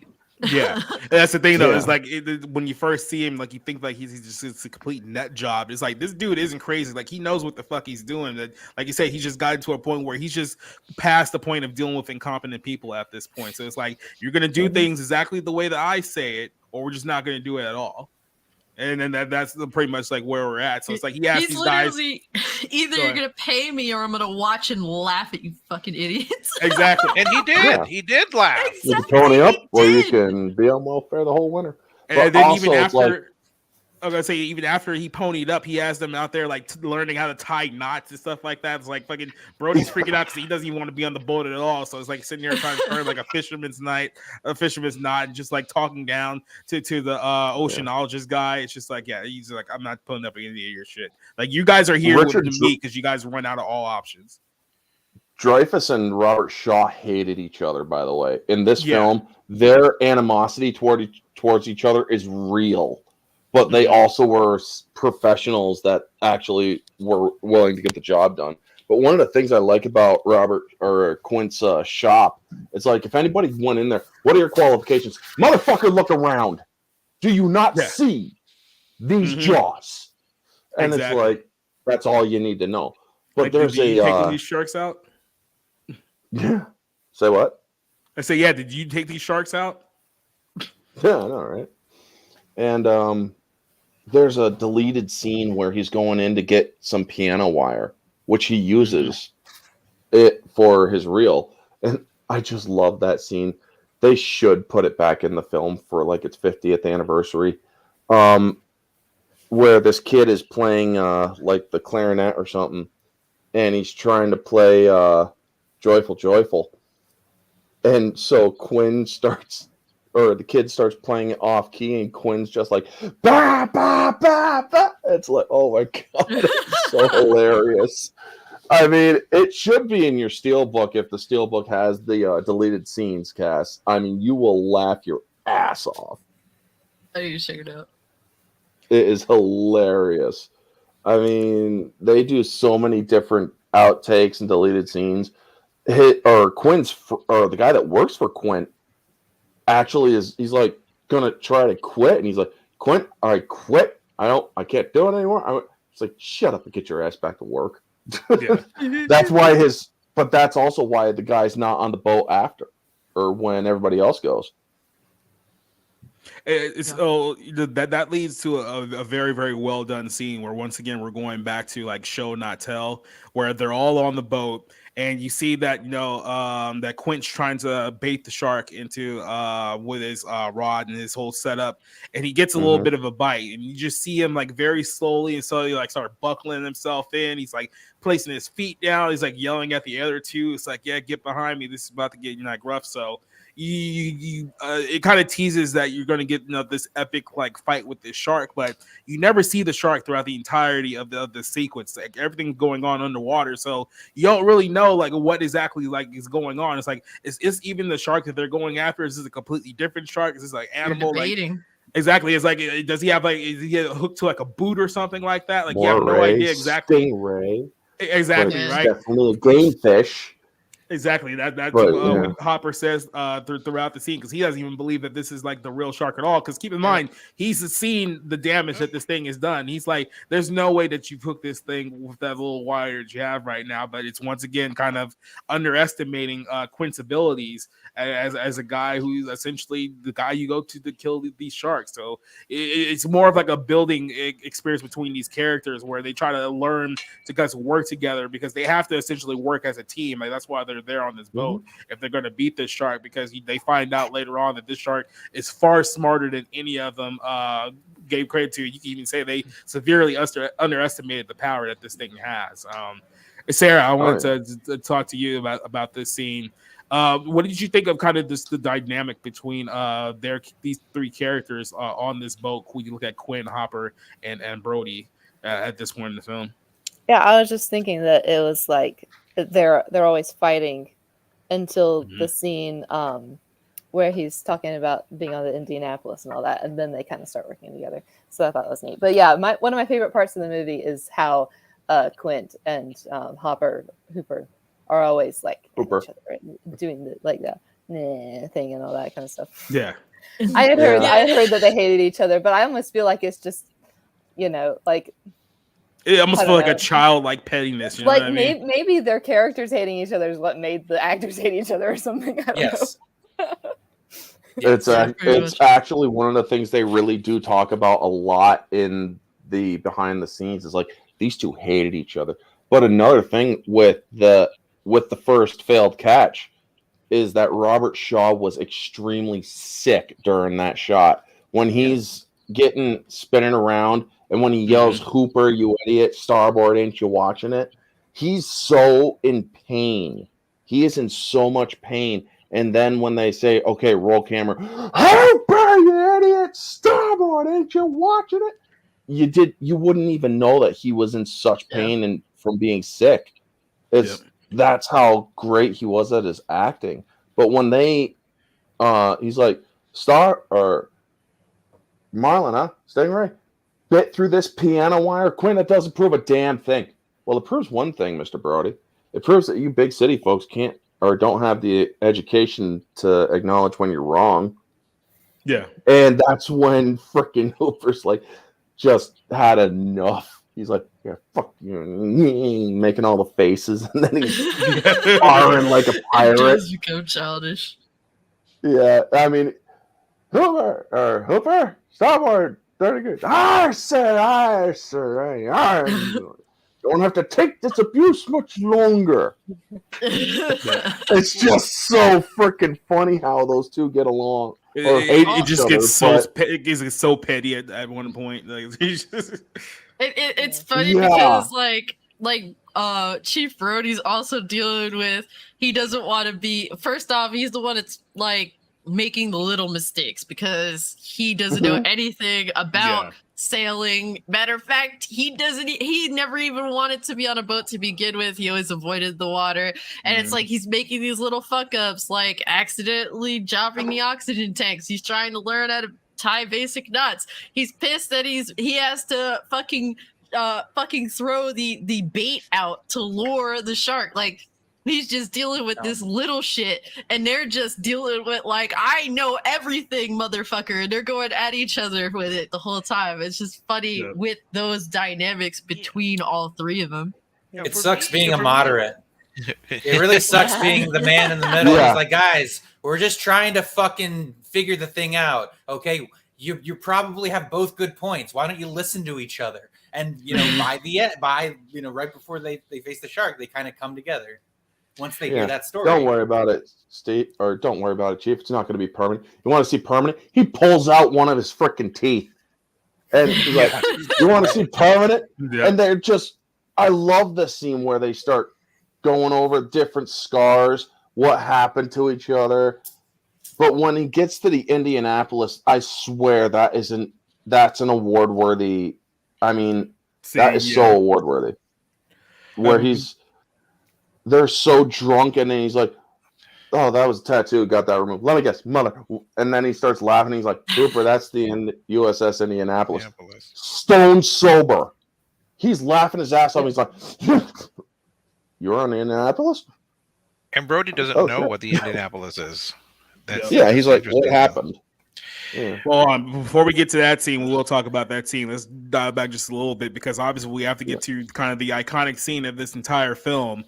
And like I said, before we get to that scene, like I said, they're trying to work together. They're trying to figure out, the mechanics of the boat, and they're trying to listen to each other. But obviously, they're still bickering back and forth. So it's like they're working together, but they're really not. Everyone's still kind of like in their own island with their own mentality about this whole thing. But when we get to the scene where Brody's throwing the chum over the water, and he's kind of like big with the guys behind him, then he turns around and he sees the shark dead in his face. He goes back up like, holy shit. Like that was the moment where kind of everyone went, okay, we need to get serious, like right fucking now. Like all the bickering and the pettiness that was happening like right before that scene, it's like, oh, okay, this is a massive motherfucker. And even he said, it's like, oh, that's a 20-footer right there. It's like, no, that's 25 foot. It's like before he even gets to that, Brody's reaction is just amazing. It's just he's bitching You're gonna need when a bigger he's boat. chumming the fucking bullshit. He's like, why don't you get down here and chum some of this shit? And then he sees the fucking shark come up, and it's just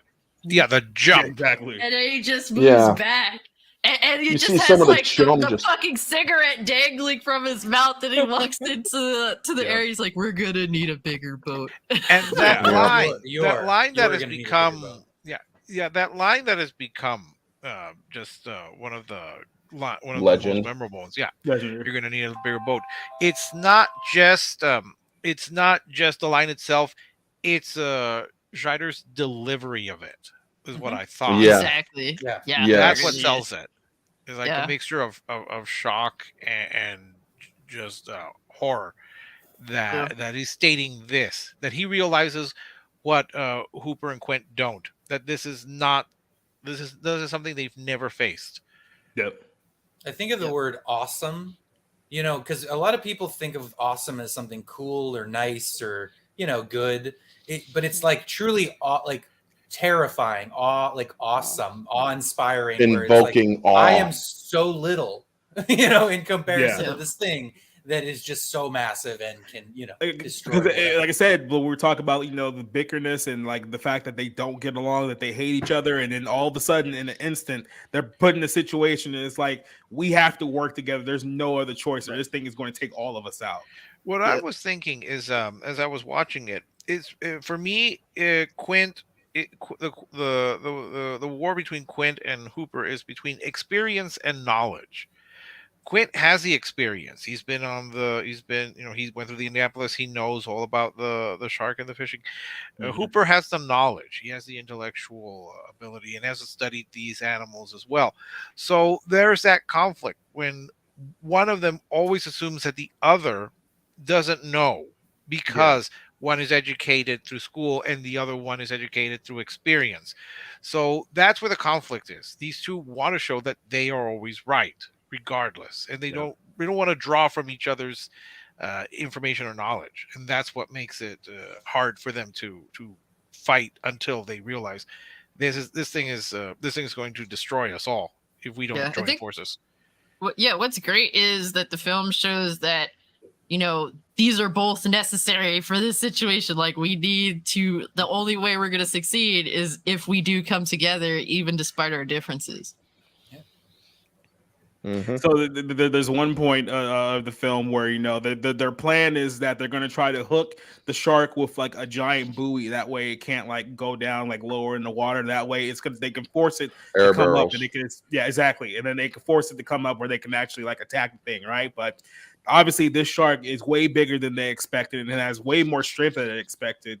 And it's kind of like the point of, even though we have a plan that would have been solid against any other shark, like this shark is far different than anything that we faced before, and we have to be a little bit more prepared than what we thought we were going into. I know Sarah laughed. I wanted to see if there was something that you wanted to mention. I was just thinking, like knowing about this movie. Yeah. And knowing we're going to need a bigger boat line like for 20 years, I was really surprised when I saw the movie finally that they didn't get a bigger boat. Yeah. That was great, Quint's though. stubbornness. That was Quint's Yeah. stubbornness. Also, just that final shot of the boat sinking is fantastic, and Yeah. so Oh yeah. No, obviously they shouldn't have gotten a bigger boat because it was great, but I was just like, why didn't they get a bigger boat? What? I thought. I also Right. thought that Brody was like going to be like the cool badass hero type the whole movie, so my expectations were completely off, really.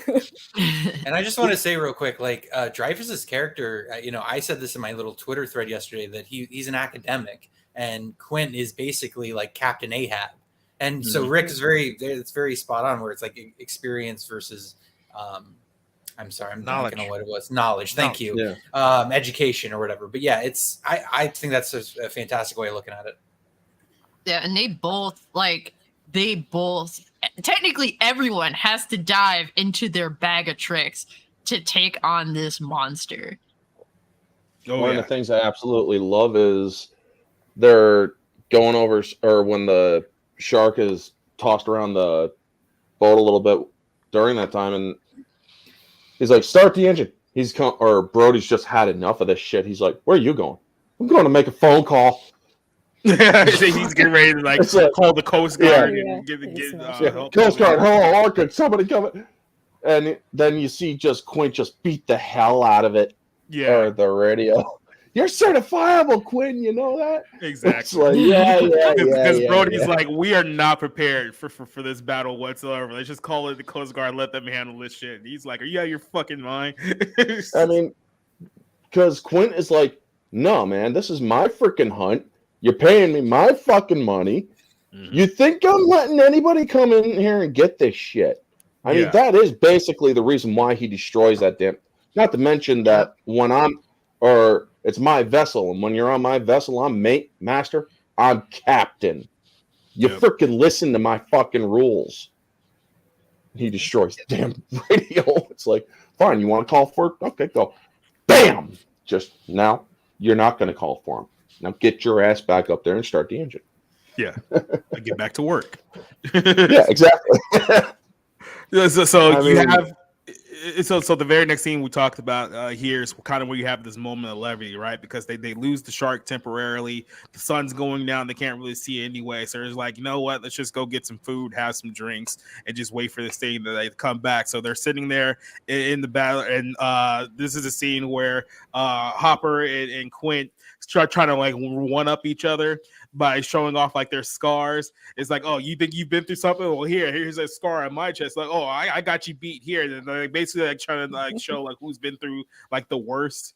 And then of course that ends with Quint revealing that he was part of the Illinois, which was Indianapolis. Indianapolis, excuse me. The Indianapolis, which was a boat that was attacked, and they all got basically shipwrecked in the water, and they basically thousands of them got picked apart through sharks. Sharks completely start tearing through them one-on-one. He's sitting there talking about hearing people scream until they didn't scream anymore. It's like a very, very like traumatic turn where what's the name? Hopper and Brody kind of like have to sit back. It's like, okay, I finally get where this guy's coming from. I finally like understand like what this guy's been through and why he's so obsessed with killing sharks, and why he's basically the way that he is, because he has like this dramatic story that it's like, yeah, I had no idea that you were on that thing and you experienced all this stuff. But it's a moment where they kind of like come together where they're not arguing each other, they're not hating each other anymore. It's like they finally like come together and kind of like with the mission that hey, we have to get this thing so we can go home and not deal with this shit anymore. So what is your thoughts kind of about that scene? Because to me that was probably one of the best scenes in the entire movie, if not the best scene in the whole movie for me, just kind of like a character wise. I mean, it's 50 years old. Yeah. So I just want to say real quick, yeah, it's 50 years old, and I've definitely seen it done in a comedic sense. Like I mean, even Royce on ROTC does it frequently. Yeah. Doll's eye, black eyes like a doll's eyes. Doll's eyes, yeah. And so like I can but that scene was fantastic. Like just sitting there being spellbound as he's just retelling this terrible story from his past, why he is kind of the way he is. He has he has a lot of knowledge through his experience. And it's just striking and it's profound. It gives meaning to his character, even though Robert Shaw does a great job anyway, outside of that scene, just in his performance, but just it's that center for that character. And I just think it's such a well done scene.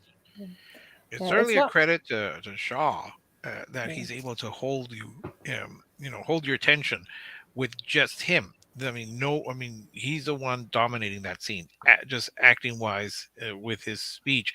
And also, it's interesting, as well known as this film is for the score, there's no music to underscore it. You don't need it. You just need Shaw, the dialogue, and his delivery of it to sell this as a very powerful moment.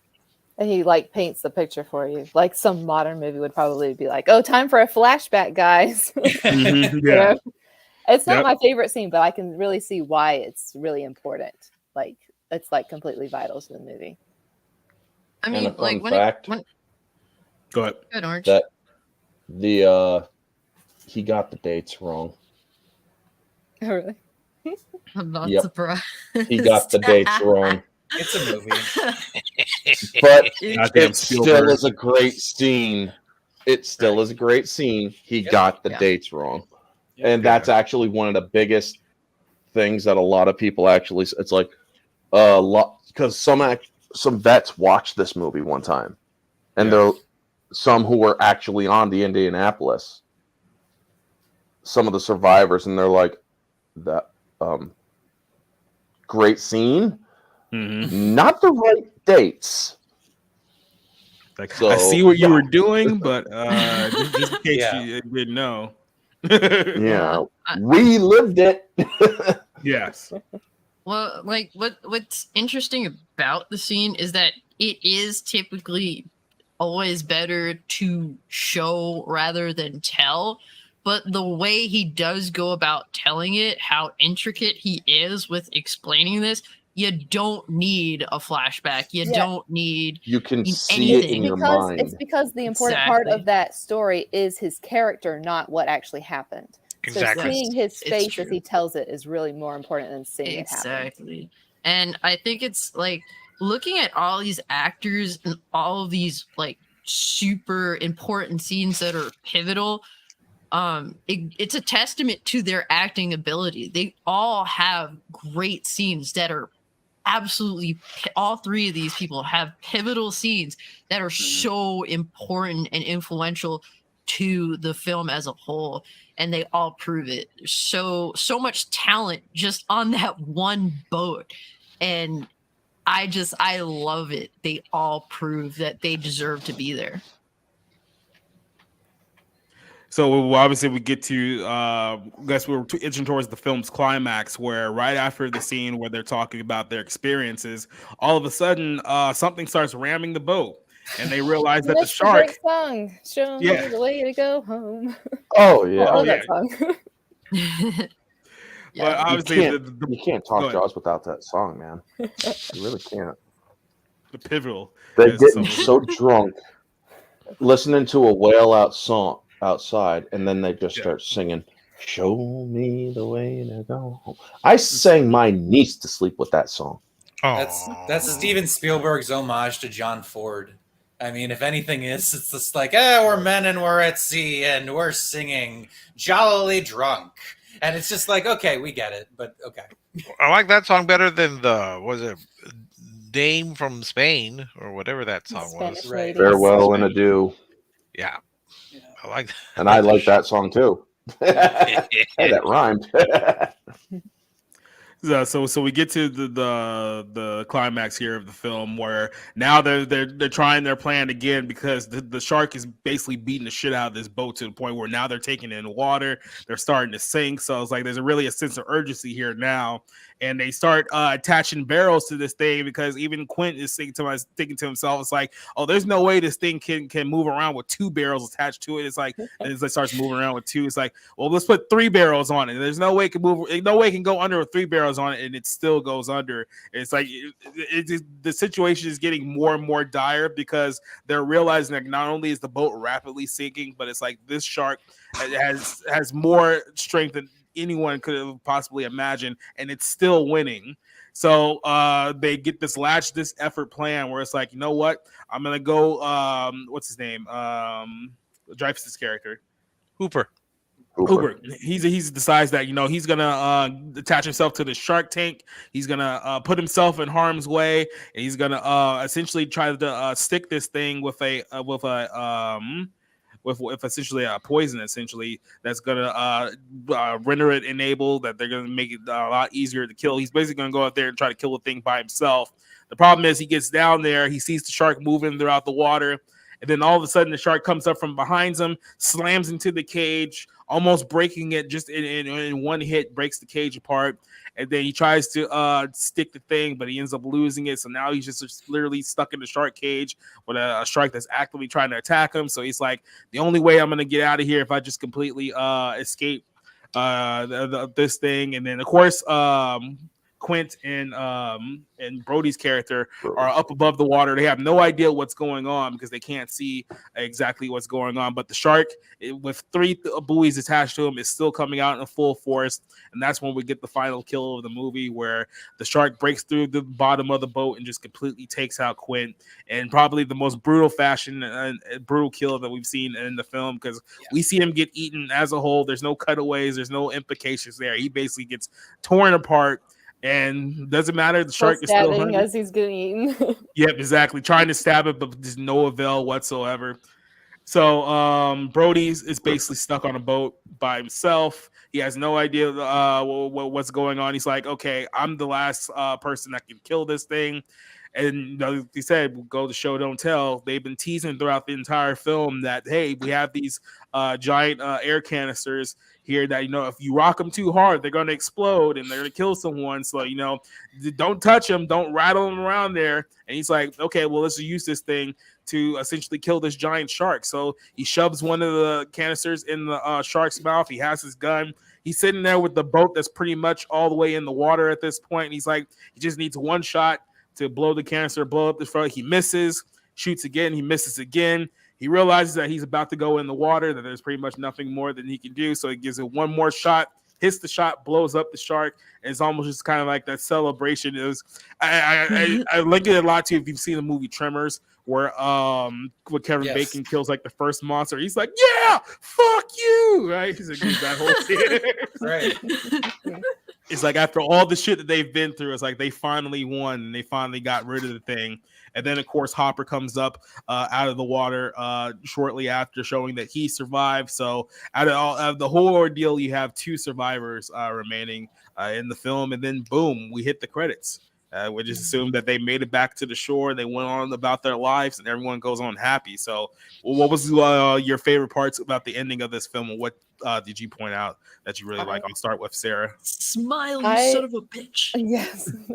I love the visual of Brody climbing up the mast with his rifle for the last bit. Like, it's so like a man versus nature kind of thing. Yeah. Like, that's probably my favorite part of the movie. I also like how they don't want to kill Hopper off, but they kind of get him out of the way by having him be underwater for that part. That's good. Yeah. Yeah. I love that. The smile, you son of a bitch, and then you're just like, yeah. Good job. Yes. Hero moment achieved. He killed it. Yeah. That's Cassie, what did you think? So funny enough, like watching him climb to the top of the boat reminds me a lot of Giant, where James Dean climbs up that little thing. I think of that like every time. James Dean fangirl. So what is it? The windmill? The windmill? Yeah, he climbs up the windmill. But James Dean does it in a very much more nonchalant way. So it's like opposite. Like you have Brody that's life or death situation right now. James Dean just casually walking, but it just reminds me of that. But like the part where Hooper, he's just fighting for his life. You just see him stabbing away at the shark that's trying to eat him in that cage. Like that shit, like the tension from that scene, because you think that he's fucked. Like it is shocking that he does get away. And you could tell that shark was extremely hungry, because when he did not successfully eat that snack, he just goes fucking full scorched earth and just starts tearing apart the orca. Yep. It's and leading to Quint, just his brutal death. Like it's so hard to pick what I love from the ending, I guess. But it's just, honestly, I do have to go with Smile, you son of a bitch, because you just think it'd be the last thing he'd be telling a fucking shark to do. But the foreshadowing in this film is really good.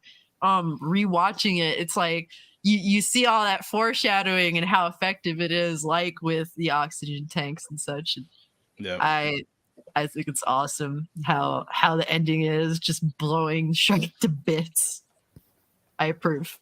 Yes, a very satisfying shark death for everything that we've occurred for the movie up to this point. One thing I liked is that the whole scene with Robert Shaw getting eaten. One, Robert Shaw died by rubber teeth. Two, when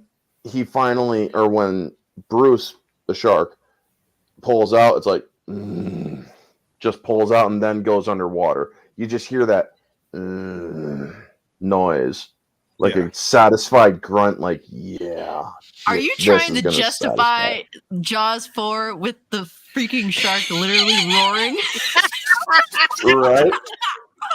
I mean, they actually put a roar in this film, too. They actually have a roar in this film, too, when he comes up above the water, when Quint puts a harpoon right under his mouth. He comes out of the water, it actually lets off a roar in that one, too. So, yeah. I just want to say that, like, with Quint's death, I actually thought that it was filmed differently, and maybe I'm crazy for thinking this. I thought it was filmed differently than every other shark attack violent scene in the movie, because it's I don't want to say it's dragged out, because I'm sure it happens within a short enough time frame, but it really feels like you feel every anguished end of existence for Quint. And, maybe that's respect to the character, or it's just kind of sticking the dagger in and twisting it. But, it was hard to see him die. That's definitely it's the most violent and maybe it's just action wise, the most impressive scene in the movie. Yeah. Because it teases that maybe there's a way he can get out of this, and then you slowly start realizing, nope, he's done. He's gone. Yep. Yeah, I think it's part of being in the final act. Like, a lot of everything was built to this moment. So the payoff of when you're, especially characters that you grow accustomed to, I wouldn't necessarily say but you understand, and they are like the characters that are tasked with this job, and you want them to win. Just watching like Quint just eat dust the way he does, it's like, oh my god, are they going to be able to pull this off? Like, it really does make you think, yeah, they're fucked. The ship is going down. Quint is done. Like, he's the one with the most experience here, and he got off the way he did. So at that point, it's just like, you don't know what happens to Richard Dreyfuss, and the most inexperienced motherfucker is left with the ship going down. The last stand is the guy who didn't even want to be there in the first place. Yeah, exactly. The dude that hates water, just never wanted to be involved. He's left. So it just leaves like the viewer in a scenario like, oh, this is fucked.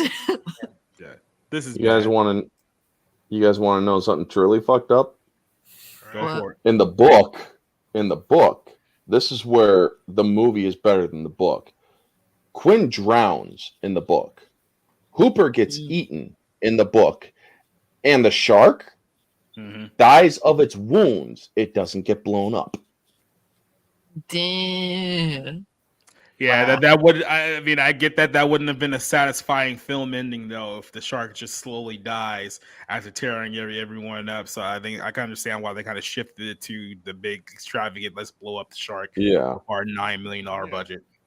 Although I don't know. I mean, I guess back then, if you had to choose between Robert Shaw and Richard Dreyfuss to survive to the end, I think it's pretty clear that you're going to have the I guess bigger star live, like in those disaster movies where you kind of ranked who would live and who would die based on their popularity.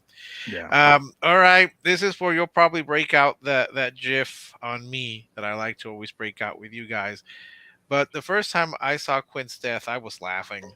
I thought it was hilarious.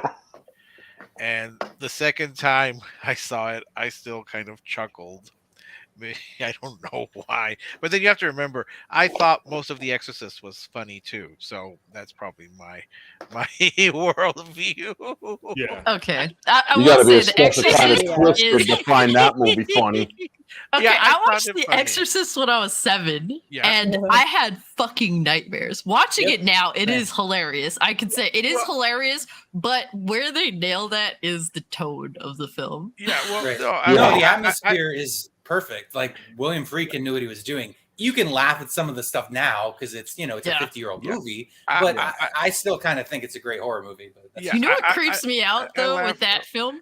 What? Go ahead, Rick. No, I was just gonna say, except for when she uses the crucifix on herself. Okay, that was Yeah. creepy. That was creepy. Yeah. The rest of it I thought was hilarious, and the same reaction I had with Quinn's death. I still find it a bit funny. I can kind I of see will that say- because of how extreme it is.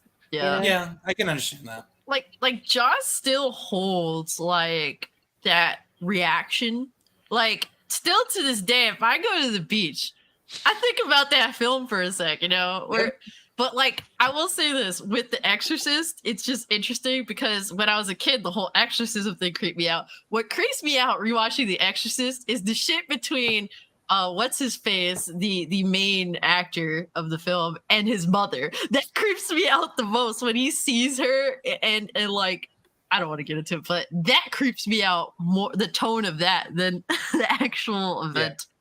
Jason Miller and Ellen Burstyn. Yeah. That's weird.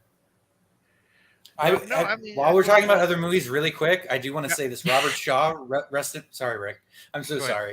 sorry. I'm actually going to bring up a different movie. The Taking of Pelham 1, 2, 3. Robert Shaw is in that movie. That is an all-time classic crime movie. If you have not seen it, check it out. So that's another Robert Shaw movie.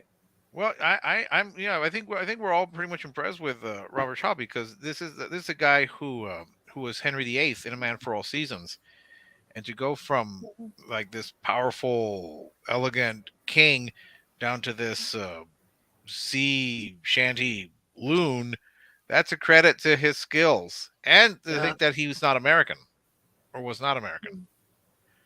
A real actor. Yes. Yeah, there's a An lot actor of that a Richard lot of Dreyfuss wanted to kill. exactly. I was just about to say that there's a lot of professionalism, given the fact that there was a lot of extremely circumstances behind this movie, behind the scenes, but they still got it done because they are professionals. And then meanwhile, we have films like Don't Worry, Barely. Darling, where there's so much drama going on behind the scenes. It just goes to show you just the level of quality and commitment you're dealing with back then versus what you have now. So. Yeah, there is one thing I do want to point out really Go quick. I'm sorry. There is a parallel between Steven Spielberg and Jaws and George Lucas and Star Wars. Both these directors had heart attacks because of their biggest films. Oh yeah, Wow. yeah. I just I thought mean, they blew Because, stuff up. Yeah, Steven Spielberg went to his his room that he was in for the filming, and he had a heart attack, and it's like, oh my god. They told him, Yeah. "You're gonna have to start taking it easy, man." He's like, "I got to finish this movie." Yeah. And that's the I one can thing you don't imagine. really think about too, just like the old school like days of just like the stress of filmmaking. Because like I said, it's 75. This isn't the time where you can just expect a animation firm to do all the work for you and post after the fact. Like you have to get every single shot right. You have to do all the practical effects. You have to get, like say, you're dealing with actors who don't like each other, trying to get them to commit to doing the movie the way it's needed to do. Like there's a lot of stress going into that fact. And yeah, I mean that can take a big toll on you emotionally if you're not prepared for it. Well, I'll I say can that imagine. as much as I laugh at Robert Shaw's death or Quint's death, Mhm. it's impressive that was a practical effect done on camera. There wasn't No, any yeah. CGI. It would have been reduced to CGI at this point. It would have maybe been more graphic, but it wouldn't have been as probably powerful for people. Yeah, It really wouldn't. It does it make would have you. like It like does make you Sharknado cringe. today. Oh my It God. makes me queasy watching it. Don't even bring up those movies. Which one, Sharks and- Sharknado 1 or Sharknado 5? Well, when I- you're the Sharks in one, space, man. That's all I'm saying. yeah, but you're the one that brought up Jaws 4, or was that Cassie? That wasn't me. Sorry, That's my That was Cassie. me with the roaring shark. So I would just say this. I use the word craftsmanship for what I'm looking for a lot of the time. This is exactly what I'm talking about. Something that is thought out from the very first scene to the very end, that there are painstaking details taken to tell this story and have it layered where you can watch it again and again and again and find new things. That's what craftsmanship is. Now, maybe I'm making too big of a deal of it, but it's like, no, people that really care about making something good. That's what I want to see. Now, maybe There's so I'm many just films. asking for a lot, but yeah. There's so many films that aren't even worth watching the first time, whereas like with Jaws and many other films that are true classics, they are worth rewatching. There are little things you probably missed the last time or you forgot about and you revisit them. Like I noticed the little shooting star Right? in Yep. the film. Yep. And I didn't notice that until I watched it in 4K. I'm just like, holy shit. Well, I First noticed it shot- at the theater, but you definitely noticed it. That That first big Yeah, one. like- across There's the sky, two of yeah. them. The first There one is real. two. There is two. The, That was the, crazy. Yep. the second one was a digital one. Okay. Wow. That's interesting. The first one was real. The second one, they're like, well, we just saw a shooting star. Let's put another one in. And they put in Yeah. a second one because, yeah. It was See, a pretty second cool. one would have been like, okay, are we under like attack or something? Like you only see C2 like back. See, I don't know much about the filmmaking process, but I thought that though it was the same shooting star, but maybe they had two different camera angles on the same scene. That's what I had originally thought. But No, That's it's perfectly actually logical. the second one is digital, and there's a way that you could find, or there's a way that you could tell it or it passes by or on the side of a cloud, but it doesn't come out the other end. wow, Okay. that's interesting. Yeah, Yeah, because I but did yeah. notice two. I was like, what the hell? Yeah, the first one was completely real, and they're like, we just got a shooting star in the freaking film. We got to put another one in there just because it looks cool. they And that is the- literally marked out for their own shot, essentially. Yeah, and that is the only digital shot in the film. Yeah. That's the only piece of CGI you can say that's in For the for film. 1975, that's pretty good. Yeah. Yeah, so I want to go ahead and get our final thoughts of this movie, and then just kind of going on what Rick just said. It's like this is every bit of like old school filmmaking at its finest. It's like you have what was considered a very small budget at the time, but like I said, you had a film where people cared. There's people on there that actually like knew what they were doing, were actually professionals and knew how to, stretch the limits of what they have, which is something that I don't understand why filmmakers of today just kind of don't do this, even to at least try to make a name for yourself, try to do something different with a smaller budget. But people just kind of seem to be lazy and laissez-faire with a lot of that stuff. But I mean, look, this film is pretty much near perfect in a lot of stakes. I mean, like I said, you got a great director, a great cast. Yeah, people who knew how to build tension with what they had, and they didn't need like CGI and things of that nature to do it. The character building that was in this film throughout the movie was great. The characters itself in this movie, the kills were very, very creative, especially for a movie of its time.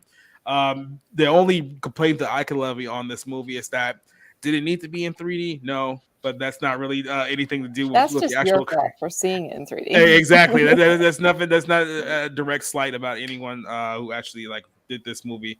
I mean, I love this movie. Like watching it again, like I said, it just kind of it almost, I don't want to say depressing in a way, but just like there has to be some kind of movement in the future that we can just get back to this. Like we can stop doing just like the garbage that we're doing right now, where we're creating stuff like The Power of the Rings, and just get back to old school style filmmaking that will actually want to inspire people to go to a movie theater and watch these movies.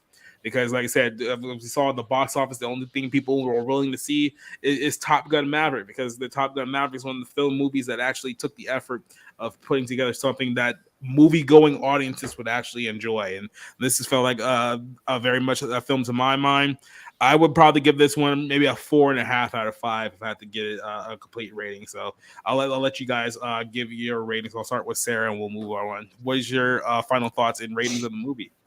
I have a hard time with movies that are like so classic and loved so much by so many people. Yeah. That's a lot of why I didn't see this movie for such a long time. Like I was like, I have to like it or whatever and all that kind of stuff. And I was really surprised when I saw it how different my expectations were from what I got. Because I was expecting like a 70s blockbuster shark movie, and what I got was like a really great character journey for Brody. And that's what I love about it, is Brody's character and how he's doing his job. He keeps getting pushed further and further out of his comfort zone, and he keeps going and makes it to the end. And he's just it's so wonderful. I love it. What else was I going to say? I can't remember, but I would definitely give it 5 stars. Like I love it beyond all of the like the baggage that comes with it. Yeah. And I really like that about it, that even if it wasn't a classic and even if no one else liked it in the world, I would still love it. So I like that about it. Yeah, I knew your rating because I saw your Letterboxd review. I'm just throwing that out there real quick. So. Cassie, what is your thoughts on the movie? Well, it's a film I grew up watching. I can't even remember how far back. It's one of those things where it is like a highly respected film in my household. You can't come to my house and say that Jaws is shit. You will be debated by like from 4 different directions, pretty much. I thought you'd be thrown out entirely. Challenge accepted. But it just shows, man, how great film can truly be. Like, this is a simple concept, shark attack, and the fact that they can craft something so depthful in terms of like behind the camera, the music itself, acting, like all of these things mold together to make something that's so simple, truly sophisticated, something that you can dissect scene by scene in a lot of cases. And I think that's what film is missing today. They're just the care, the desire to make something sophisticated. In some ways, it's so weird because it's sophisticated, but it's also simple. Like it melds in the right ways that makes me love it. It makes me revisit it yearly, man. And there's definitely like this does go into the realm of horror, and people kind of shit on horror, and I don't blame them. There's so many horror films that are truly trash. Yeah. And when people like want to say like, when we want to debate whether, a horror film is one of the greatest films of all time, like that's kind of a hard debate to have because most people just don't take the genre very seriously. But there are definitely films that can be debated, and I think that Jaws is definitely one of them. And I adore it, so. Orange Hat, what's your thoughts on the film? Final thoughts? Well, this film is one of the best It's like I said, it's one of my top 10 of all time. Now, does it have problems? Sure, it has a few goofs here and there. Or it's like, why is a shark tooth upside down in a boat? Why is the camera crew in a couple shots? But honestly, you got to be looking for that. Yeah. Any mistake in this film is so unintentional that you literally have to be looking for it in order to spot it. That is the mark of a great storyteller. You can have the screw ups, but you're going to miss them if you're not looking. Yep. Now, me, I always do out of 10. So this movie, it objectively is a 7.5 out of 10. Objectively, without bias. With bias, subjectively, it's a 10 out of 10. All my top 10s are 10 out of 10s. And this movie is no exception. I love the story. I love the psychological game it plays with you. How John Williams can take like 3 freaking notes or 2 freaking notes and scare the hell out of an entire generation and keep them out of the water. This movie is a movie that still stands the test of time, really. Yeah, it's dated with a couple of shots, but this movie, everybody's like, well, they watch this movie, then they take a look at what Roy Scheider looks like today, and they're like, holy shit, he looks so old. But it's like, yeah, that's because this movie was made in 1975. Well, 1974, released in 1975. But the thing is, this movie is that good. It really is something to really enjoy, rewatch. As Cassie said, this is a movie that you can revisit time and time again. And honestly, I feel the same way. Jaws is one of my favorites for a reason. Cassie, you did give it a rating for this one, did you? Did I miss that? Or... Okay. I don't give numbered ratings of any Yeah, that's why I was like, I didn't remember if she did or not. Well, let's flip this over to the traditional reviewers here. Rick, we'll start with you, then wrap it up with Rob. All right. Well, I'm with Sarah on this, in that you hear about some films and they're so worshipped and beloved, and you think that they're just that if you don't end up liking them, that you're somehow like my GIF, blasphemer, idolater. You're condemned. You're run out of town. So when I saw this the first time, I was like, yeah, it's good. I don't think it's like one of the greatest of all time. Having watched it again, I appreciated it a little bit more, and I think it's a very good film. I still was. Maybe the reason I didn't get scared is because I saw it twice at home. I've never seen it in a theater. So maybe seeing it in a theater, maybe having seen it in a theater or with more people, maybe I would have appreciated the fear that people got out of it. But in terms of filmmaking, in terms of actual craftsmanship, acting, the directing, certainly Williams' score, which is now truly iconic. You just have to do those 2 notes, and people instantly know what you're referring to. I appreciate the craftsmanship. So I would give this movie probably a 4 out of 5, because again, I'm not like, oh my god, this is greater than Casablanca, this is greater than Citizen Kane, this towers over them, this is like the most important film of this or any generation. I'm not that worshipful of it. But I also think that it has kind of a mixed legacy, because it did start off the summer blockbuster idea, and it also brought about weaker and weaker sequels, and that's been plaguing a lot of films nowadays, where you have to have more and more sequels, and the quality goes down. And no, sorry. I would just add, my last point is that apparently any town that has Amity or is called Amity it's just not a place you want to live in. All right. Yeah. If you live in a town that has Amity somewhere in its name, just run away. Don't live there. Our good buddy Tom says that this is the greatest movie of all time. Rob, do you agree with that assessment? No, not even close. Not even close. But I will How dare say, you? oh, it's just my personal opinion. Like, I know, don't I'm take it that joking. seriously. No, How dare you? Listen, all of you have heard what my Blasphemer. previous view on this movie was. Okay, Mhm. that it was a dumb monster movie that kind of gets blown up because of its box office, because it was the first blockbuster movie, because it has this legacy of making money.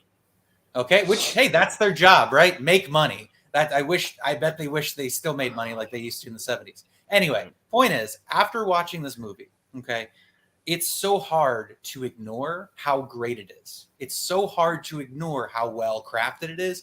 The natural lighting, the usage of the camera, following the foreground and background of two characters. It was amazing how creative Chapman and Spielberg were at capturing so many of the images throughout this movie. Not to mention that watching it in the theater is such a different experience than watching it at home, and it gives you that appreciation for what they created.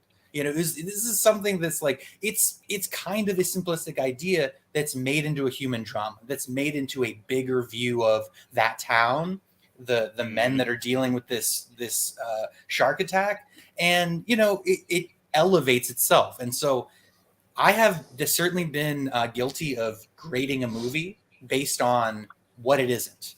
Okay, so like I could basically being hard on a movie because it didn't do what I wanted it to do.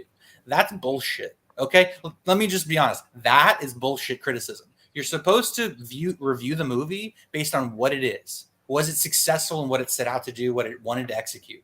And like that's why I'm giving Jaws a 5 out of 5, because it is literally without flaws in what truly matters in the terms of filmmaking, in terms of creating a story and executing it and being able to enjoy it time and again, because you still have that complexity. They did not talk down or dumb down their audiences. They expected something out of their audiences to be able to appreciate it in its fullest capacity.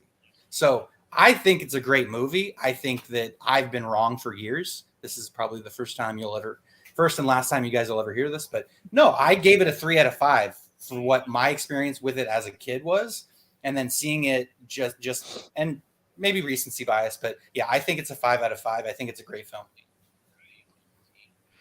Yeah, I mean, like I said, can't disagree with any of that. I mean, this is, like I said, one of the best movies, definitely ever crafted. What do you believe is one of the greatest movies of all time? Obviously, we have people with different opinions on that one, but this is an extremely well done movie, and this is definitely a movie that I'm glad that we reviewed, because our other option wasn't exactly a very friendly one. Me and Rick and Rob would have just sat here and talked about a movie that none of us really liked, and we went through another week. So we have to bring some positivity into this show, which is why I'm giving you guys the option of what exactly we're going to do next week. Because next week, once again, there's no real movies that really inspire anyone to go see it. So I'm going to give you guys the option here.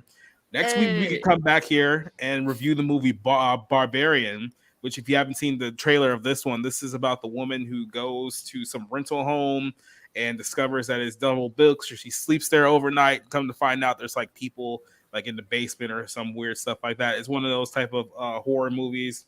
We can go there and watch that one and hope that it's any good. Or we can come back here next week and talk about another classic movie.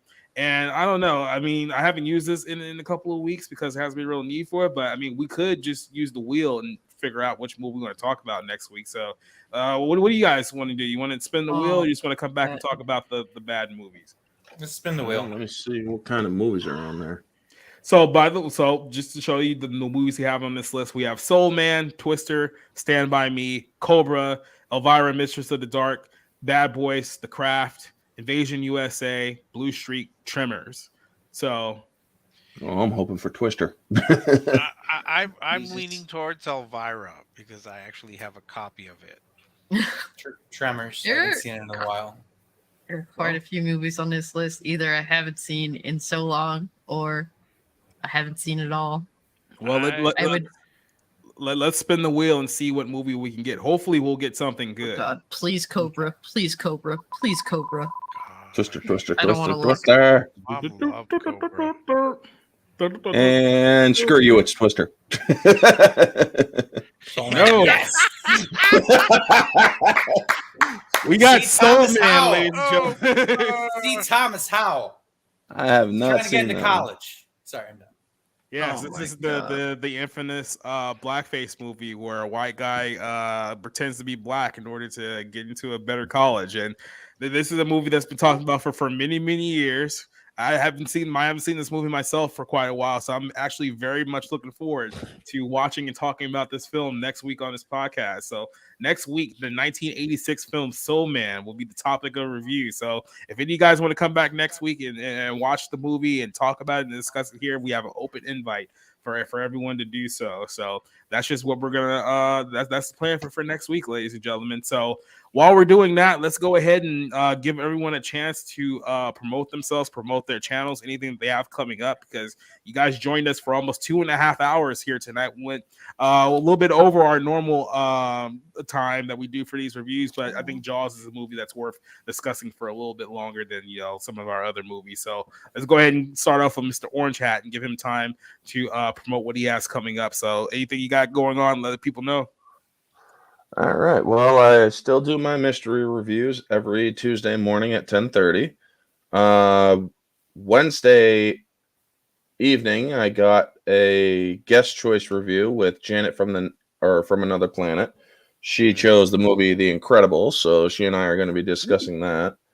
And basically, I cover entertainment stuff and whatnot. Just recently got shouted out from Bounding into Comics in an article. And other than that, you can find me on Twitter, Facebook, Getter, Minds, and YouTube. And just recently did a Twitch stream, so I'm probably gonna start doing some streams on Twitch every now and then, just to test the waters, see what sticks. But yeah, that's basically me. All right. And this is a perfect time to jump in and ask Rick what he has going on, because he's not paying attention. So, Rick, what do you have coming up? I was paying attention. I was trying to see if I could get access to Soul Man, because I'll be. I have absolutely no idea if Soul Man is on a streaming service right now. I just don't, so I'll have to look. No, into that I one. think I found it available through the library. We have the Hoopla service, and apparently I can watch it there, so I'll watch it. So I will end up watching it. Really, I'm just still writing my reviews at Rick's Cafe Texan, or Rick's Texan Reviews. You can find me also on the Twitter, and just finishing up. Try to clear out the DVRs from the Summer Under the Stars series, which I just finished. So that's, and yeah, just getting ready to travel a bit. So that's pretty much my plan. All right, everyone's favorite blue collar American, Rob Motto. What do you got coming up? Yes, that's me. So yeah, I've got 2 reviews going to be out this week. Just check out my Twitter. For that, I don't know. We're going to talk about movies and hopefully have a good time. Soul Man apparently is coming up next week. And football starting, which means my attention is going to be divided pretty ridiculously. So I'm looking forward to it. Yeah. All right, then. Speaking of football, the biggest Jets fan on the platform right now, Miss Colcassa Cage. You looking forward for another 4-13 season, or what are you? Yes, I mean, if there's any better, that's a big plus for the Jets. So Yeah, it'll be an improvement. we'll see, but yeah, you can find me on Twitch, Twitter, YouTube, Cold Classic Cage. I do have my 2 Real for Feels podcast coming up this week, so prepping for all that shit. Might be and on that podcast this weekend. Just saying. let me know on Discord if you do want to. I do have to update the topics actually, so I will get to that. But yeah, I love to talk about film. I also love to talk about video games. I also play video games, so yeah, check me out on Twitch, Twitter, YouTube.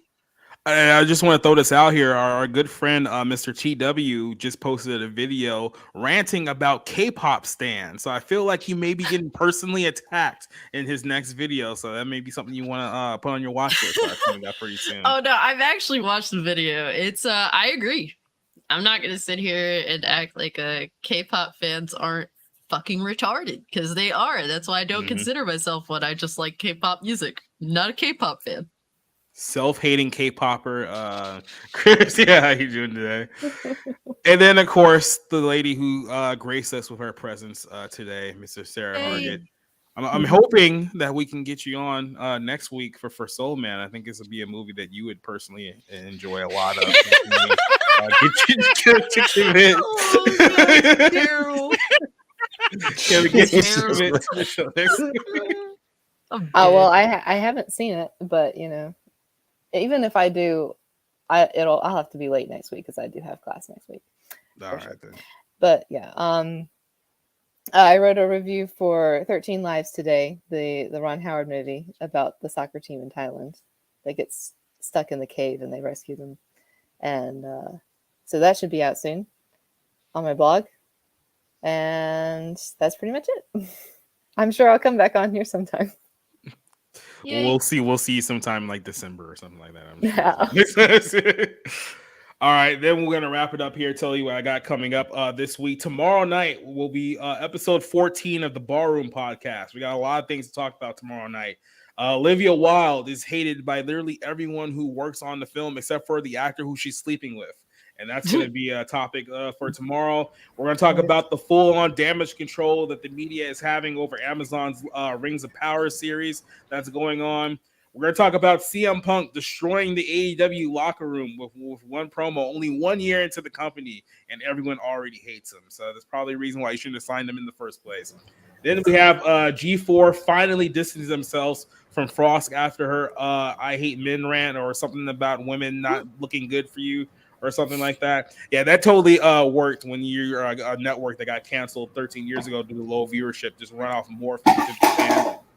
And then we'll talk about Billy Eichner running around telling everyone to watch his gay rom-com movie that's coming out during the monkeypox outbreak, because apparently it's the first and only gay rom-com for a major studio in 100 years, and this is history, and you have to go watch it. So go watch it. Yeah, go up with that.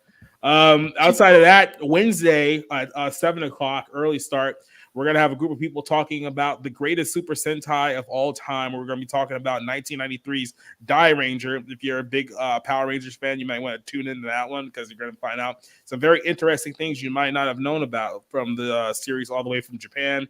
And then immediately following that on Bounding into Comics YouTube channel, we're going to be talking about essentially a lot of the big pop culture news. So we'll be talking about She-Hulk, Power of the Rings. We'll talk about a little bit of Game of Thrones going on there as well. And then this coming Saturday is a UFC pay-per-view. It's Hamzat Chimaev and Nate Diaz. I haven't decided if we're going to do a stream for that one, but no, our last few streams have done pretty well. So maybe we'll just get a couple guys together and just bullshit about, sports and movies and all the other things that we hate about our lives. So maybe we'll do that one this Saturday night. I haven't completely committed to it yet, but there's something that's on the docket. And then, of course, next Monday night, we'll be back here to talk about the movie Soul Man. So for everyone who joined us tonight, Orange Hat, Rick, Sarah, Cassie, and Rob, I want to thank you guys for giving me your time. For all of the people who joined us in the chat tonight, I know Hustle and Motive joined us a little bit. Osnot was in the chat for a bit. Our condescending Josh, who hopefully has recovered from COVID, joined us this week. Grumpy Old Ninja joined us in the chat tonight, and our good friend Tom Connors will also join us. A few other people. For everyone who joined us on Twitter, on Twitch, on YouTube, subscribe to those outlets so you guys can see more of us in the future. So for everyone here on the podcast, I thank you guys. Hopefully I'll see most of you guys tomorrow when we do the Barroom Podcast. For the rest of you guys, I'm going to go ahead and hit the outro here. We will see you tomorrow night at 9 o'clock Eastern Time. Good night. Goodbye. Adios. See you later.